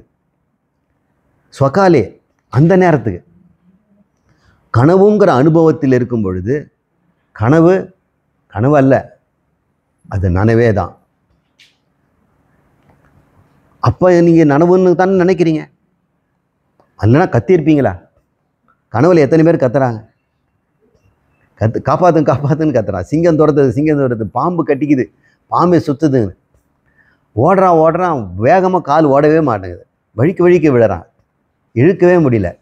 அதில் பாதாளத்தை விழுந்துட்டான், எங்கேயோ போயிட்டே இருக்கிறான். எல்லாம் சத்தியம், கத்துறான். பிரபோதே சதி, 4வது பிரபோதம்னா இழுத்துக்கிறது. தட்டி எழுப்பிட்டு எழுந்துரு அத்துல்யா எழுந்துடா அப்படிங்கிற. அடுத்து தள்ளி வந்து திரும்பினேன், அப்படியே எழுந்து கேட்குறா. அப்புறம் சிரிக்கிறான். இது வரைக்கும் எனக்கு கத்திட்டு இருந்தியா, என்ன ஆச்சுன்னா கனவுங்கிறான். அத்தனை சம்சாரமும் அடுத்த நிமிஷம் போயிடுச்சு. சம்சாரங்கிறது என்ன? என்னை காப்பாற்ற மாட்டாங்களா, என்னை சேவியர் கிடையாதா, என்னை காப்பாற்றுறதுக்கு கடவுளை கூட இல்லையே, நான் இத்தனை பக்தி பண்ணனே, என்னை நம்ம கைவிட்டுட்டாரே அப்படின்னு அத்தனை விதமான ஒரு துன்பங்களையும் அவன் அனுபவித்தான். ஒரு வினாடியில் அது போயிடுச்சு. அப்புறம் ஏன் அவன் தப்பிச்சு ஓடனான்னா, அவன் வந்து பிடிச்சிருந்த போலீஸ்காரனே தப்பிச்சிட்டான். ஏன்? நீதிமன்றத்தில் அவனுக்கு 7 வருஷம் கடுங்காவல் தண்டனை கொடுத்துருக்குறான். இப்போ 7 கடுங்காவல் தண்டனை அனுபவிச்சாகணும். நான் இருக்க முடியாதுன்னு ஓடுறான். இப்போ முடித்த உடனே எங்கே போச்சு அந்த 7 கடுங்காவல்? எல்லாம் அடியோடு போயிடுச்சு. குற்றமும் போச்சு, தர்மமும் போச்சு, அதர்மமும் போச்சு, பாபமும் போச்சு, புண்ணியமும் போச்சு. எங்கே தர்ம அதர்மம் பாப புண்ணியம், நேற்று இன்று நாளை, பஞ்சபூதங்கள், நல்லவன் கெட்டவன், நான் தப்பு செய்தேன், நான் தப்பு செய்கிறேன், நான் நிரபராதி, அனைத்தும் பொய். ஆனால் அனைத்தும் உண்மை. எப்போ? ஸ்வகாலே, அந்த நேரத்தில், ஸ்வகாலம் அந்த நேரத்தில், சத்தியவத் பவதி, அது சத்தியமாகவே இருக்கிறது. பிரபோதே சதி, விழித்து கொண்டவுடன், அசத் பவே, அத்தனையும் சத்தில்லை, அசத்து. முதல்ல சத்தியவத்து, இங்கே அசத்து, அனைத்தும் அழிந்து போயிடுச்சுது. அதுபோல தான் சம்சாரக ராகத்வேஷாதி சங்குல, இந்த விருப்பம் வெறுப்பும் தானங்க சம்சாரம். சம்சாரங்கிறது என்னங்க? விருப்பு இல்லைன்னா சம்சாரமே இல்லைங்க. உங்களுக்கு எதுலேயும் விருப்பம் இல்லை, எதுலேயும் விருப்பம் இல்லைன்னா உங்களுக்கு சம்சாரம் என்ன இருக்குது? சம்சாரங்கிறது என்ன? விரும்பிய பொருள் கிடைக்கலங்கிறது ஓடுறது தானே. வெறுக்கிற பொருளை எங்கேருந்து விளக்கிறது தானே. ஒவ்வொரு மிருகமும் கூட சம்சாரத்தில் தானே இருக்குது. புல் கட்டு வந்தால் ஓடுது, பெரம்பு எடுத்துகிட்டு வந்தால் ஓடுது, அங்கே நோக்கி போகுது, இங்கே விலகி போகுது, வருவதும் போவதுமாக இப்படி இருக்கிறதுனால, இப்படி விருப்பும் வெறுப்புமாக ஓடியும் வாடியும் கொண்டிருக்கின்ற இந்த சம்சாரம் ஸ்வப்ன துல்லியம் தான். அந்த நேரத்துக்கு தான் உண்மையாக இருக்கிறது. அனுபவிக்கும் போது தான் அது உண்மை. இப்போ பாருங்கள், எத்தனையோ நிகழ்ச்சிகள் எல்லாம் உங்கள் வாழ்க்கையில் நடந்து முடிஞ்சுது. 10 வயசில், அத்துல்யா வயசில் நம்ம எத்தனையோ நம்ம அனுபவிச்சிருக்கிறோம். இப்போ எங்கே இருக்குது? எங்கே இருக்குது? அனுபவிக்கும் போது தானே உண்மை. அனுபவித்த பிறகு இல்லையே. ஒருவேளை உங்களுக்கு நினைவு சக்தியே இல்லைன்னு வைங்க. நினைவு சக்தி இல்லைன்னு சொன்னால் இந்த நனவு வாழ்க்கை கனவா உண்மையான்னு சொல்லுங்கள். நினைவு ஒன்று தானே, இது உண்மைன்னு காட்டுது. நீங்கள் வாங்கி போட்ட நிலம் பத்திரமா இருக்கிறதுனால தானே, பத்திரமா இருக்கிறதுனால தானே அது உண்மை. நிலம் என்னது? நாளைக்கு என் மகன் அனுபவிப்பான், நாளைக்கு ஒரு வீடு கட்டி எங்கே இருப்பேன் அப்படின்னு. நாளைங்கிறத ஒன்று உண்மை, நேற்றுங்கிறத உண்மை. நினைவு இருக்கிறதுனால தானே. உங்களுக்கு நினைவு இல்லைன்னா உங்களுக்கு கணவன் இருக்கிறாரா? மனைவி இருக்கிறாங்களா? வீடு வாசல் இருக்குதா? ஆச்சரியமாக இருக்குதுங்க. ஆனால் எல்லாமே கண்ணால் பார்க்குறோம். நினைவு அழிச்சிட்டோன்னு வைங்க, அவங்ககிட்ட வந்து பார்க்குறாங்க, யார் வர தெரிஞ்சிருக்குதான்னு. நோ சார், இவங்க தான் உங்கள் ஒய்ஃபு. தெரியலைங்க அப்படின்னு. அப்போ உங்களுடைய அது பேங்க் அக்கௌண்ட்டுங்க 10 கோடி ரூபாய். தெரியலைங்க. 10 கோடின்னா என்ன தெரியுமா? தெரியலைங்க. 10 கோடிங்கிறது நினைவில் இருந்தால் தானே முடியும். கணக்கு வாத்தியார் சொல்லி கொடுத்தது தெரிஞ்சால் தானே. ரூபாங்கிறது எப்படி தெரியும்? உடம்புங்கிறது எப்படி தெரியும்? எல்லாமே பிரத்யபிக்ஞா. பிரத்யபிக்ஞானா மெமரி. அட வாழ்க்கையே மெமரிடா. மெமரி மட்டும் இல்லைன்னா 5 புலன்கள் தன் வேலையை செய்யுது. நாக்கில் இனிப்பு கொடுத்தா இனிப்புங்கிறான், அது என்னன்னு கேட்டால் தெரியாதுங்கிறான். நல்லா இருக்குதானே? நல்லா இருக்குது. அவனுக்கு ஏதோ ஒன்று அந்த நினைவு கூட வேணும். இனிப்புங்கிற நினைவு இருக்கணும் இல்லை, கசப்புங்கிற நினைவு இருக்கணும் இல்லை. அப்போது நினைவு மட்டும் இல்லைன்னா இந்த உலகம் கனவா உண்மையா சொல்லுங்க? இருக்குதா இல்லையா சொல்லுங்க? சத்காலே சத்தியவத் பவதி. அந்தந்த சமயத்தில் அந்த நினைவு இருக்குது. இப்போ யானை நிற்கிது பார்க்குறான், அது யானை வர்றதை மோத போகிறத அவன் நினைவு இருந்தால் தானே கண்டுபிடிக்க முடியும். யானையும் பார்ப்பான், மோதுறதையும் பார்ப்பான், நோவும் இருக்காது. நோவு வந்த உடனே நினைவு தானே உங்களுக்கு நோவு வலின்னு காட்டுறதுக்கு. ஐயோ மிதிச்சிட்டானேன்னு வலி கூட நினைவுங்க. ஆமாம், மனசு தான் அந்தந்த நிமிஷத்துக்கு வலிக்கும். ஆனால் நமக்கு என்ன பண்ணோம்? அந்த வலி இருக்கிற வரைக்கும் தான் இருக்கும். வலி கூட நினைவு தான். பெரிய வலின்னு சொல்கிறதெல்லாம் கூட நினைவு தான். என்ன பண்ணிவிடும் உங்களுக்கு வலி? ஊசி குத்தினா எவ்வளோ வலியோ, தலையை வெட்டினாலும் அதுதான், கையை வெட்டினாலும் அவ்வளோதான். அது பெரிய வலி சிறிய வலிங்கிறதான் நினைவுங்க. ஊசி குத்தினா எவ்வளோ வலியோ, பெரிய ஊசியும் சின்ன ஊசியும் அதே வலி தான் வலிக்கும். இவ்வளோ பெரிய ஊசியா? சின்ன ஊசி குத்தினா எவ்வளோ வலிக்குமோ அவ்வளோதான் பெரிய ஊசி குத்தினாலும் வலிக்கும். ஆனால் மனசு என்ன சொல்லுது பார்த்தீங்களா? கொஞ்சம் சின்ன ஊசியாக குத்தக்கூடாதா டாக்டர்? பலா கொட்டையை சாப்பிட்றான், பலாப்பழத்தை முழுங்குறான், திராட்சை பழத்தை முழுங்குறான். ஒரு சின்ன மாத்திரை முழுங்கிறதுக்கு அவ்வளோ வேதனையாக இருக்குது. இட்லியெல்லாம் பெருசு பெருசாக முழுங்கினான், நல்லா மின்னிட்டு முழுங்குறான். ஆனால் சின்ன மாத்திரை முழுங்க மாட்டேங்கிறான். எல்லாம் நினைவு. இது ஆபத்து, எனக்கு பிடிக்கல. நினச்சி பாருங்கள், இந்த சித்தம்னு ஒன்று இல்லைன்னா இந்த மனம புத்தியை நம்மளுக்கு ஒரு துன்பமே கொடுக்கறது இல்லைங்க. மனம் தன் வேலையை செய்யுது, புலன்கள் தன் வேலையை செய்யுது, புத்தி இது அது இதுன்னு பேர் வைக்குது. ஆனால் சித்தம் ஒன்று தானே. நான் இப்படிப்பட்டவன், என்னை நோகடிச்சிட்டாங்க, நான் வஞ்சிக்கப்பட்டவன், ஏமாற்றப்பட்டவன், நான் புகழ் வாய்ந்தவன், நான் பெரிய ஆளுங்கிறதெல்லாம் அந்த நினைவுகள் தான். அந்த நினைவுகளுக்கு இருப்பிடம் எங்கே? அகங்காரம். அகங்காரம் மித்தியா, நினைவுகளெல்லாம் மித்தியா. இந்த நினைவை சுமந்து கொண்டு நான் இப்படிப்பட்டவன் அப்படிப்பட்டவன் ஏன் கஷ்டப்படுறப்பா? நீ வறியவன் என்பது ஒரு நினைவு, நான் ராஜாங்கிறது ஒரு நினைவு. ராஜாவுக்கு நினைவு போயிடுச்சுன்னா ஆனந்தமாக இருக்குங்க. அவன் பக்கத்தில் இருக்க இன்னொரு பிச்சைக்காரனோட தோளில் கை போட்டு போவான். அவனுக்கு பிச்சைக்காரன் நினைவும் இல்லை, இவனுக்கு ராஜாங்க நினைவும் இல்லை. ஆனால் ஒன்று மட்டும் தெரியுது, ஏதோ உள்ள பக்கத்தில் இருக்குது, உயிர் இருக்குது, நம்ம தொடுது போகுது. இந்த உணர்வுகளால் அப்போதைக்கு உண்டான ஒரு அறிவோடு இருப்பான். அழகாக இருக்குங்க. அப்போது சம்சாரம் கூட இந்த கனவு மாதிரி. கனவு நேரத்தில் அந்த நினைவு இருக்கும்போது மட்டும்தானே அது கனவு. பிரபோதம் முழித்து கொண்ட பிறகு அந்த என்ன நினைவு உங்களுக்கு சொல்லுது, அதெல்லாம் அதோடு போயிடுச்சு. நல்ல அறிவு இருக்கிறது. என்ன அறிவு? அந்த நேரத்துக்கு மட்டும்தான் அது உணர்வுகள் தரும். அந்த நேரத்தில் தான் நமக்கு நெருப்பு சுட்டது. இப்போ நம்ம என்ன குழு குழுன்னு ஏசியில் படுத்துட்டு இருக்கிறோம். ஆனால் கனவுல வெயிலில் காஞ்சோம். இங்கே ராத்திரி நைட்டு முழுக்க நல்லா ஒரு ஸ்கொயர் மீல்ஸ். ஆனால் ராத்திரி தூக்கத்தில் பசியில் வாடணும். இதெல்லாம் வெறும் உணர்வுகள் தானே. அந்த உணர்வுகள் உண்மை இல்லைன்னா இந்த உணர்வு மட்டும் உண்மைன்னு எப்படி சொல்கிறீங்க? அந்த கனவில் இருந்த உணர்வுகளெல்லாம் பொய்ன்னு சொல்லும் பொழுது நாம் இப்போ சாப்பிட்டு பசி நீங்கியது மட்டும் உண்மைன்னு எப்படி சொல்ல முடியும்? ஏன்னா அது விட்டு விட்டு போச்சு. அந்த நினைவு ஒரு கனவுக்கும் இன்னொரு கனவுக்கும் தொடர்பு இல்லை. ஆனால் நனவு மட்டும் பிறந்ததுலேருந்து அப்படியே வருது. அதனால் நமக்கு நிஜத்தன்மை வருது. இந்த தொடர்ந்துலேருந்து இங்கே வருவதற்கு என்ன காரணம்னா அது உன்னுடைய நினைவு. எவ்வளவு நினைவு இருக்குதோ அவ்வளவு சம்சாரம். எல்லாம் மறந்தோம்னா சம்சாரமே போயிடுச்சு. அதை மறப்போம் மன்னிப்போங்கிறாங்க. மறந்து தொலைக்கிறது நல்லது. வாழ்வதற்கும் நமக்கு நினைவு தேவை, வாழ்வதற்கும் நினைவு வேணும். அது துன்பப்படுவதற்கும் ஒரு நினைவு வேணும், இன்பப்படுவதற்கும் நினைவு வேணும். இன்பமும் துன்பமும் நினைவுகள் தான்.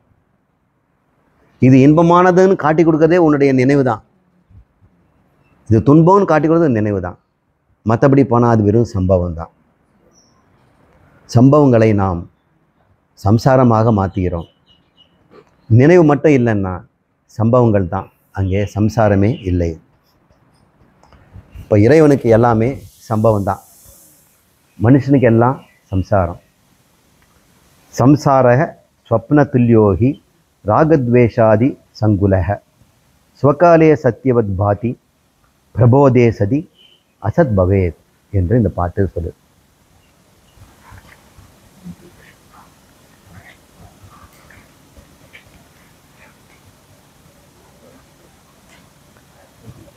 இன்னும் கொஞ்சம் அழகாக ஒவ்வொன்றுத்தும் ஒரு உதாரணம் சொல்கிறார். பார்த்தீங்களா, மேகம் போகிறதுங்கிறாரு. இப்போ இன்னொரு உதாரணம் சொல்கிறார். தாவத் சத்யம் ஜகத் பாதி சுக்திகா ரஜதம் யதா யாவத் ந ஜாயதே ந ஞாயதே பிரம்ம சர்வ அதிஷ்டானம் அத்வயம்.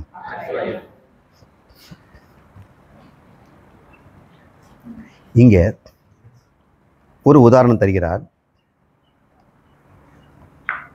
சுக்திகா ரஜதம் யதா. சுக்திகா அப்படின்றால் சிப்பி. சிப்பிக்கு வந்து சுக்தி அப்படின்னு பேர். சிப்பிங்கிறது வந்து கிளிஞ்சல். ரஜதம்னா வெள்ளி, வெள்ளி காசு. சுக்திகா ரஜதம். சில நேரங்களில் நான் சென்னையில் இருந்து பிறந்து வளர்ந்ததுனால பீச்சில் நான் நடக்கிறது வாட. பீச்சு வீட்டு பக்கமே பீச் இருக்குது. ஜஸ்ட் ஒரு 800 மீட்டர் கொஞ்சம் நடந்த உடனே பீச்சில் இருப்போம்.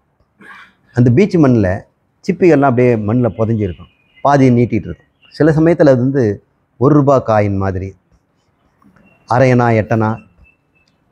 எட்டனா தான் வெள்ளையாக இருக்கும், அரையணா அதெல்லாம் கொஞ்சம் மஞ்சளாக இருக்கும், காப்பரில் செய்தது. இதை பார்த்த உடனே ரூபா அப்படின்னு நினச்சிக்குவோம்.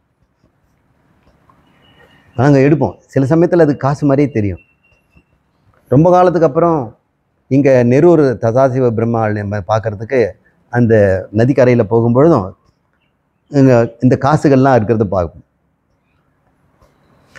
நிஜம் காசு மாதிரியே தெரியும். முன்பின் பீச்சுக்கு வராதவங்க பார்த்தோன்னா காசுன்னு தான் நினைப்பாங்க. நாங்கள் அங்கேயே பிறந்து வளர்ந்தாலும் அந்த சிப்பின்னு எனக்கு தெரியும்.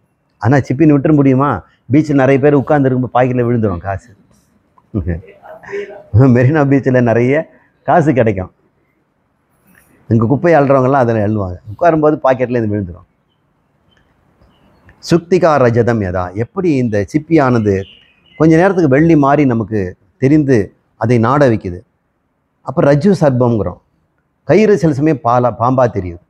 அப்போ அங்கே பார்த்தோம்னா ஓடுறோம், இங்கே வெள்ளியை பார்த்தோம்னா அது நோக்கி ஓடுறோம். இந்த வாழ்க்கை முழுக்க விலகி ஓடுவதும் நோக்கி ஓடுவதுதான். இது ராகம், அது துவேஷம். ரெண்டுமே பொய். இங்கே இங்கே ரஜ்ஜுவும் சர்ப்பமும் பொய், இங்கே சுக்தி இந்த ரஜதமும் பொய். ஏதோ ஒரு அதிஷ்டானம் இருக்குது. அதிஷ்டானத்தையா நோ அவித்யா, அத்தியாசமே கிடையாது. சிப்பி அங்கே இல்லைன்னா உங்களுக்கு காசு தெரிஞ்சிருக்காது, கயிறு இல்லைன்னா அங்கே பாம்பு தெரிஞ்சிருக்காது. அப்போ பாம்புக்கும் வெள்ளிக்கும் ஆதாரமாக ஒன்று இருந்தாகணும். ஏதோ ஒன்று இருந்தால் தான் நாங்கள் பார்க்க முடியும். அது பேர் அதிஷ்டானம். அதிஷ்டானம் இல்லாமல் அத்தியாசம் இல்லை. அங்கே தூண் இல்லைன்னா நம்ம திருடன் பார்த்துருக்க மாட்டோம். இருட்டில் அங்கே வந்து தூண் தெரியுது, ஆனால் நம்ம திருடன் நிற்கிறான், கையை வேற ஆட்டுறான், வாயிங்க வாயிங்கன்னு.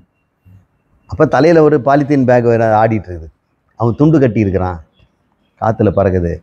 அது வந்து வழிகாட்டி மரம் போடுறது. இந்த பசங்க ஏறி அது கோணையாக்கிட்டாங்க, எல்லாம் கொண்டாந்து கீழே கொட்டு அப்படின்ற மாதிரி இருக்குது. இப்போ தூண் வந்து ஸ்தானு புருஷன்னு பேர். அது ஸ்தானுன்னா தூண், அது மனிதனாக தெரிகிறது. இதெல்லாம் வழக்கமாக சொல்கிறதா. ஸ்தானு புருஷன், ரஜ்ஜு சர்ப்பம், அப்புறம் சர்ப்பம், இப்போ சுத்திகா ரஜதம். இப்படி தாவத் சத்தியம் ஜெகத் பாதி சுத்திகா ரஜதம் யதா. எப்படி சிப்பியில் அறியாமல் இருக்கும் வரைக்கும் உனக்கு அந்த வெள்ளி தெரியுது, அப்புறம் எடுக்கும் பொழுது அது சிப்பின்னு தெரிஞ்ச அடுத்த நிமிஷம் வெள்ளி காணா போயிடுது. கயிறும் அதே மாதிரி, கயிறுன்னு தெரிகிற வரைக்கும் அது பாம்பாக பயமுறுத்திக்கிட்டே இருக்குது.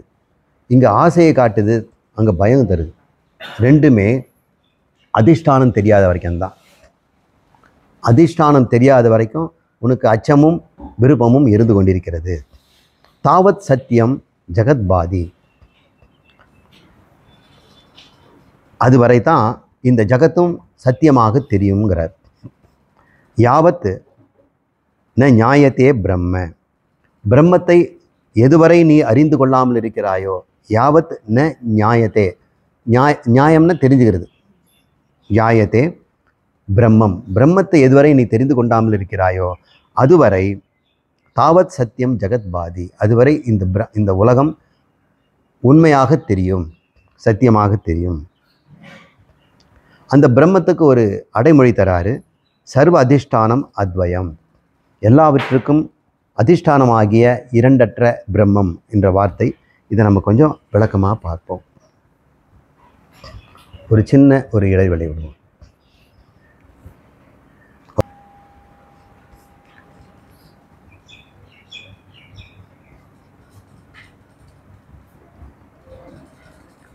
ஞானம் என்பது அறிவு. ஞானம்னே இந்த வார்த்தையை பயன்படுத்தும். ரெண்டு வார்த்தையை நான் சொல்ல போகிறேன். சாமானிய ஞானம், விசேஷ ஞானம். பொது அறிவு, தனி அறிவு, சிறப்பறிவு அப்படின்னு சொல்லலாம். இந்த இடத்துல நம்ம ஒரு உதாரணத்தை சொல்கிறேன். ஸ்தானு புருஷன் அப்படிங்கிற ஒரு உதாரணம். ஸ்தானுன்னா ஒரு தூண், திசை காட்டுறது, அது வழிகாட்டி மரம். அந்த காலத்தில் போட்டிருப்பாங்க இல்லையா ஒரு மரம். இருட்டு வேளையில் 2 பேர் நடந்து வராங்க, 4 பேர் நடந்து வராங்க வைங்க, 2 பெண்கள் 2 ஆண். கொஞ்ச தூரம் நின்றுட்டார் ஒருத்தர். என்ன அங்கே தூரத்தில் ஏதோ தெரியுது பாருங்க அப்படின்னு. என்ன தெரியுது? தெரியுதேங்கிறாங்க. அப்போ எல்லாரும் தூரத்தில் ஒன்று நிற்கிறத பார்க்குறாங்க, ஏதோ நிற்குதுங்கிறாங்க. இப்போ 4 பேரும் ஒரே மாதிரி பார்த்துருக்கிறார்கள், அங்கே ஏதோ நிற்கிறதுன்னு. அது பேர் சாமானிய ஞானம். சமமாக இருக்குது. சாமானியம்னா சமம்னு அர்த்தம். சமமாக இருக்குது சாமானியம். ஆனால் ஒருத்தர் சொல்கிறாரு, திருட மாதிரி நிற்குது. அப்புறம் அந்த ஒய்ஃபு அவன் பக்கத்தில் வந்து கையை பிடிச்சிக்கிறாங்க. ஆமாங்க, இங்கே வான்னு கூப்பிட்ற மாதிரி இருக்குதுன்னு கொஞ்சம் அடிஷனாக சொல்கிறாங்க. அவன் பேர் ஒரு தூண்டா, அவன் திருடன்னா வான்னு கூப்பிட்றது. ஏங்க அது வான்னு சொல்கிற மாதிரி இருக்குதுங்க, நம்ம இந்த பக்கம் போயிடலாம் அப்படின்னு. அப்புறம் இன்னொருத்தர் சொல்கிறாரு, அது ஏதோ மரம் வெட்டி இருக்கிறாங்க போல இருக்குதுங்க அப்படின்னு. அப்படி தான் தோணுது எனக்கு. அப்போது சாமானிய ஞானத்தில் எல்லாம் ஒரே மாதிரி தான் சொன்னாங்க. ஆனால் அது மேலே ஒரு விசேஷம் போடுறாங்க பாருங்கள். அதை திருட நிற்கிறாங்கிறாரு, இது வந்து வான்னு கூப்பிட்றதுங்கிறார். இன்னொரு வந்து மொட்டை மரம் நிற்குதுங்கிறார். இன்னொரு வந்து பேய் நேற்று இறந்து போன ஒருத்தர் தான் நிற்கிறாருன்னு ஒருத்தர் 4வது சொல்கிறார். இப்போது ஞானத்தில் 2 வகை. சாமானிய ஞானத்தில் ஒத்துக்கிறாங்க, விசேஷ ஞானத்தில் ஆளுக்கு வேறுபடுறாங்க. நம்மக்கிட்ட எல்லா மனிதர்கிட்டையும் நான் இருக்கிறேங்கிறது சாமானிய ஞானம். எல்லாருக்கும் சமமாக தானே இருக்குது. திருடன், பைத்தியக்காரன், குழந்தை, பெரியவன், வயசானவன், ஞானி, அஞ்ஞானி, எல்லாருக்கும் நான் இருக்கிறேன்னு தெரியுது. ஆனால் விசேஷ ஞானம் எப்படி இருக்குது? இப்போ நான் இருக்கிறேங்கிறது எப்படி விசேஷமாக புரிஞ்சுக்கிறாங்க? நான் ஆண், நான் பிராமணன், நான் சத்திரியன், நான் வைசியன், நான் சூத்திரன், நான் டாக்டரு, நான் லாயரு, நான் அறியாதவன், நான் அறிவுடையவன், இதெல்லாம் அந்த ஒன்று இருக்கிறது மேலே இவங்க சுமத்தி பார்க்குறாங்க. அதே மாதிரி நான் என்பது ஆத்மா. உண்மையான அதிஷ்டானம் ஆத்மா. அதிஷ்டானத்தை இருக்குதுன்னு மட்டும் எல்லாரும் தெரியுது, ஆனால் எப்படிப்பட்டதுன்னு தெரியல. நான் இருக்கிறேங்கிறது ஆத்மான்னு சொல்கிறார் குரு. ஆமாம், நான் இருக்கிறேன்னு புரியுதுங்க. அது சாமான்யமாக எல்லாருக்கும் தெரியுது. இருந்தாலும் விசேஷமாக அவங்க அது மேலே அத்தியாசம் செய்து கொள்கிறார்கள். அந்த நான் என்பதன் மீது இவர்கள் வேறொன்றை பார்க்கிறார்கள். அது பேர் அதஸ்மின் தத் புத்தி. அதில் அது அல்லாத ஒரு எண்ணம். இப்போ தூண் என்ற எண்ணம் இல்லாமல் அயதார்த்த ஞானம், அது மேலே மனிதன் என்ற ஒரு பார்வை, புருஷன் என்று பார்க்குறோம். அப்போ புருஷன் அங்கே உண்மையில் உண்டான்னா இல்லை.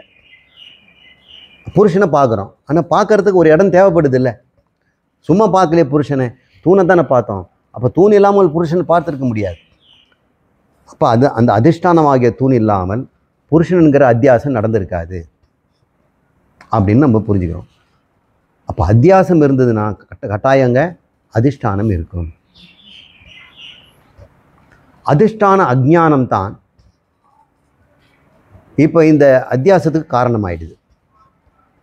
சில சமயம் அத்தியாசம்தான் அதிஷ்டானத்தையே மறைக்குதான்னு சொல்லலாம். நீங்கள் திருடனை பார்க்காம இருந்திருந்தால் தூணை பார்த்து இருந்துருக்கலாம். இந்த காசை பார்க்காம இருந்தால் வெள்ளியை பார்த்து இருந்துருக்கலாம். ஆனால் வெள்ளி இந்த சிப்பியை பார்த்ததுனால தானே வெள்ளி வந்துருக்குது. இல்லை, நீங்கள் சிப்பியை பார்த்துருந்தாக்கா வெள்ளி வந்திருக்காது, சிப்பி தானே இருந்திருக்கோம். அப்போ வெள்ளியை பார்த்ததுனால தான் சிப்பியே மறையுது. இப்போ ஏதோ ஒன்று ஏதோ மறைக்குது. எது மறைக்குது? தவறான அறிவு சரியானதை மறைக்குது. அத்தியாசம் அதிஷ்டானத்தை மறைக்கிறது. அப்போ அதிஷ்டானம் எதுங்கிறது உங்களுக்கு தெரிஞ்சிச்சுன்னா அத்தியாசமும் போயிடும் இல்லையா? அதுக்கு தூணுன்னு தெரிஞ்ச உடனே புருஷனுங்கிறதும் பேய்ங்கிறதும் போயிடும். சிப்பின்னு தெரிஞ்ச உடனே வெள்ளிங்கிறதெல்லாம் போயிடுது. அதே மாதிரி இந்த ஜகத் என்பது, இந்த பிரபஞ்சம் என்பது அத்தியாசம், பிரம்மஞானம். நீங்கள் வெள்ளி காசு பார்த்தது பிரமை ஞானம், பிரமை. பேயை பார்த்தது பிரமை, அதிஷ்டானம் தெரியாததுனால. ஆனால் அதிஷ்டானம் இருந்தால் தான் இது தெரியும். அப்போ ஒன்றை இன்னொன்றாக பார்க்கிறோம் அப்படின்னு நம்ம புரிஞ்சுக்கிட்டோம். இப்போ நம்ம சொல்லுவோம், இந்த பிரபஞ்சம் முழுக்க பிரம்மம் இப்படி சொல்லுவோம். இது மண் உலகம்.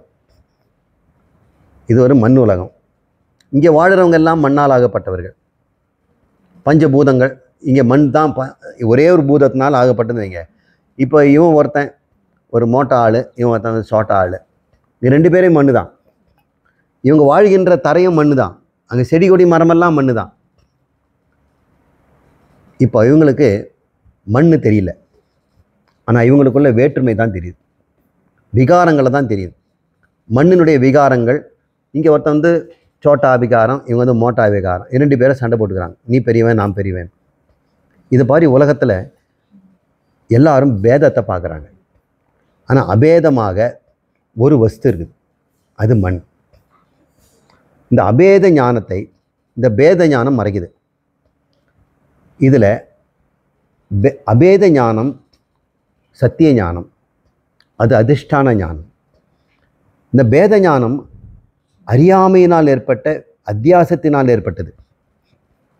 இப்போ அபேத ஞானம் வரணும்னா பேத ஞானத்தை நீக்கணும். இந்த பேத ஞானம் நீக்கிறதுக்கு இவங்களால் முடியுமானா முடியாது. வெளியே இருந்த ஒருத்தர் உண்மையை காட்டி கொடுக்கணும். காட்டி கொடுத்த பிறகு அபேத ஞானம் வந்துடுது, பேத ஞானம் மறைந்து போகிறது அப்படின்னு நம்ம புரிஞ்சுக்கிறோம். இந்த மண் உலகத்தில் எல்லாம் ஆக்கப்பட்டது மண்ணால், ஆனால் மண் தெரிய மாட்டேங்குது. இப்போ இதை நம்ம பார்க்கும் பொழுது ஞானம் இருக்கிறதுனால அதிஷ்டான ஞானம் இருக்குது, அத்தியாச ஞானமும் இருக்குது. அதிஷ்டான ஞானம் என்ன? இது மண். அத்தியாசம்ங்கிறது என்ன? இது பானை. குழந்தைங்க ஒருவேளை இது மண்ணுன்னு தெரியாமல் கீழே போட்டு உடைச்சிடுதுன்னா குழந்தை நம்ம திட்டுறோம், மக்கு இது மண்ணுன்னு தெரியாதா, கீழே போட்டால் உடையன்னு தெரியாதா? தெரியாதுமா. இதான் முதல் தடவை அது பார்க்குது. அது பானை சொப்புன்னு தான் பார்த்து தவிர மண்ணுன்னு அது தெரியாது.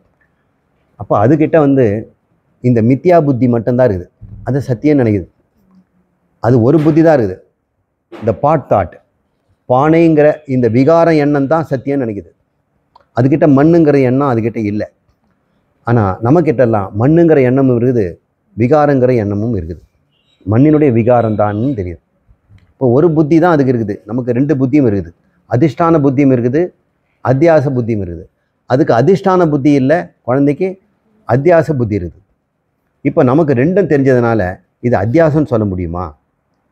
அத்தியாசம்னு அறியாமையில் வர்றது. இப்போ நம்ம அறியாமையில் இல்லை, இது மண்ணால் செய்யப்பட்டதுன்னு தெரிஞ்சதுனால இது அத்தியாரோபம்னு சொல்கிறோம். இது பேர் அத்தியாரோபம். தெரிந்தே இதை பானை மண்ணென்று தெரிந்தும் இதை பானையாக கை கொண்டால் அது வந்து அத்தியாரோபம். காகிதம் என்று தெரிந்தே அது ரூபா நோட்டு அப்படின்னு சொன்னால் அது அத்தியாரோபம். துணி என்று தெரிந்தே இது வந்து தேசிய கொடி என்று நமஸ்காரம் செய்தால் அது அத்தியாரோபம். ஆனால் அது தெரியாமல் நம்ம பயந்தோ விரும்பியோ ஒரு காரியத்தை செய்தோம்னா அது அத்தியாசம்னு ஆகுது.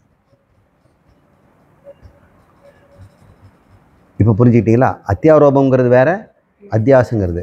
தெரிந்தே செய்தால், இப்போ குயவன் வந்து பானை எடுத்து இது மண் என்று தெரிந்தே அதுக்கு விலை பேசுகிறான். இப்போ காலையில் வந்து இது மண்ணாக இருந்தது, மத்தியானம் 2 மணிக்கு இது பானை ஆயிடுச்சு. ஒருத்தர் வந்து கேட்குறாரு, எனக்கு இன்றைக்கி விநாயகர் சதுர்த்திங்க, எனக்கு பிள்ளையார் வேணும் அப்படிங்கிறாரு. எல்லாம் தீர்ந்து போச்சுங்களா சார், மத்தியானம் 2 மணிக்கு வாங்க சார், நான் ரெடி பண்ணுறேங்கிறார். ஆனால் காலையில் அவங்க வந்து களிமண் இருந்தது, அவர் வாங்கிட்டு போகலை. அவர் பிள்ளையார் தான் வாங்கி போகணும் வந்தார். 2 மணிக்கு அந்த மண் பிள்ளையார் ஆகிடுச்சு. இப்போ வந்து காசு கொடுத்துட்டு போகிறார். இவர் வாங்கினது எதை வாங்கினார்? மண்ணையா பிள்ளையாரையா? மண்ணுன்னா காலையில் வாங்கிட்டு போயிருக்கலாம், மத்தியானத்தை வாங்கிட்டு போயிருக்கிறார். இவன் என்ன பண்ணான்? அந்த பொம்மை செய்தவன் ஏதாவது மண்ணு தவிர வேறு ஏதாவது போட்டானா? மண்ணை தான் இப்போவும் விற்றுருக்கிறான். ஆனால் 100 ரூபாய் 200 ரூபாய் கொடுத்து வாங்கியிருக்கிறாங்க. மண்ணுக்கு விலையே கிடையாது. நீ என்ன கொடுக்கறது, நான் அங்கே எடுத்துகிட்டு போவேன். நான் வந்து அங்கே இருக்கிற சகதியிலேருந்து அவன் எடுத்துகிட்டு போயிருப்பான். இவங்கிட்டது காசு கொடுத்து வாங்கணும். இப்போ விகாரத்துக்கு தான் காசு கொடுத்து வாங்கியிருக்கிறோம். இப்போ மண்ணை நம்ம பிள்ளையாராக பார்க்குறோம், அதுக்கு மாலையெல்லாம் போட்டு சாமி கும்பிடுறோம். ஆனால் குயவனுக்கு அது வந்து வெறும் மண்ணு தான். ஆனால் பிள்ளையாருங்கிற ஞானம் இருக்குது. அவன் அது அத்தியாரம் பண்ண இருக்கிறான், அத்தியாரோபம் பண்ணியிருக்கிறான். நாம் அத்தியாசம் பண்ணியிருக்கோம். இப்போ பிள்ளையார் எடுத்துகிட்டு போயிட்டு அதை வந்து கொண்டு போய் வீட்டில் வச்சு மாலை போட்டு, எருக்கம்பால் மாலை போட்டு பாலெல்லாம் கொடுக்குறோம். அந்த இடத்துல மண்ணியாக பார்த்தோம். அதிஷ்டான ஞானமும் இருக்கணும், அது மேலே அத்தியாச ஞானமும் இருந்ததுன்னா அது ஞானம்ங்கிறோம். அவங்ககிட்ட 2 ஞானம் இருக்குது. ஒன்று சாமானிய ஞானம், இன்னும் விசேஷ ஞானம். விசேஷ ஞானத்துக்கு விஞ்ஞானம்னு பேர். விசேஷமாக அறிவதனால அது விஞ்ஞானம், பொதுவாக அறிஞ்சாலும் அது விஞ்ஞானம். அதனால் ஞான விஞ்ஞானம் 2ம் இருந்தால்தான் அது ஞானம்னு சொல்லும். பகவான் சொல்கிறார், ஞான விஞ்ஞானேன என்னை தெரிந்து கொள் அப்படிங்கிறார். அப்போ நாமக்கிட்ட பொதுவாக நான் இருக்கிறேங்கிற ஞானம் இருக்கிறது. ஆனால் அது ஆத்மா பிரம்மங்கிற விசேஷ ஞானம் இல்லை. விசேஷ ஞானம் இல்லாததுனால நாம் அதை ஏதாவது ஒரு ஞானத்தை போட்டு அத்தியாசம் செய்து கொள்கிறோம், அப்படின்னு நிரப்பிக்கிறோம். அது பிளாங்காக விட மாட்டேங்கிறோம். நம்ம புத்தி பிளாங்காக விடாது. நீங்கள் எது ஒன்றா பாருங்கள், ஒரு ஏதாவது கதையை சொன்னோம்னா அந்த கதையில் பிளாங்கை விட்டால் நம்ம நிரப்பிக்குவோம். செவரில் ஏதாவது படம் இருந்ததுன்னா அது துண்டு துண்டாக இருந்தால் கூட நம்ம அதை சேர்த்து ஒரு படமாக்கிக்குவோம். அந்த பிளாங்க், ஃபில்லிங் த பிளாங்க் வந்து நம்முடைய தன்மை. நம்முடைய பிரெயின்லேயே இந்த பிளைண்ட் ஸ்பாட்னு ஒன்று இருக்குது. நம்ம பார்க்குற இடத்துலையே சில இடங்க வந்து கண்ணுக்கு தெரியறதில்லை, ஆனால் அது நமக்கு தெரியறதே இல்லை. பக்கத்தில் இருக்கிறத போட்டு நிரப்பிக்கும். எல்லாருக்கும் பிளைண்ட் ஸ்பாட் இருக்குது, ஆனால் அந்த பிளைண்ட் ஸ்பாட்டை யாரும் உணர்ந்ததே கிடையாது. ஏன்னா இது நிரப்பப்பட்டே இருக்குது. நம்ம புத்தியினோட தன்மை என்ன தெரியுங்களா? நிரப்பிக்கொள்ளுதலுங்கிறது. விடுபட்டதெல்லாம் நிரப்பிக்கும். இப்போ ஒரு வாக்கியம் இதை படிக்கிறீங்க, ஆ இத்ம போதா இம்னா படிக்கிறீங்க, ஆவை பார்க்குறீங்க, இம்மை பார்க்குறீங்க, நடுவில் நிரப்பிட்டீங்கல்ல. நிறைய பேர் அப்படி நிரப்புறதுனால இதை வந்து வேற ஒன்று கூட படிப்பாங்க, அஞ்ஞான போதன் கூட படிக்கலாம்.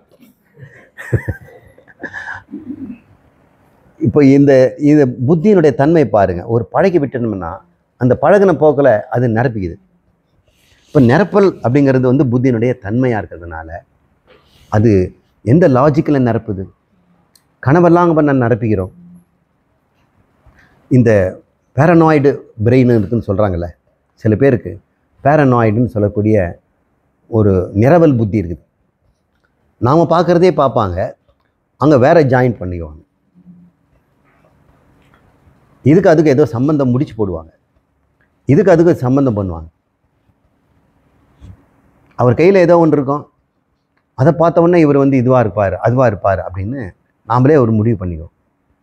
இது வந்து புத்தியினுடைய நிரவல் தன்மை, ஃபில்லிங். அது பேர் அத்தியாசம்னு பேர், இது பிரம்மஞானம்னு பேர்.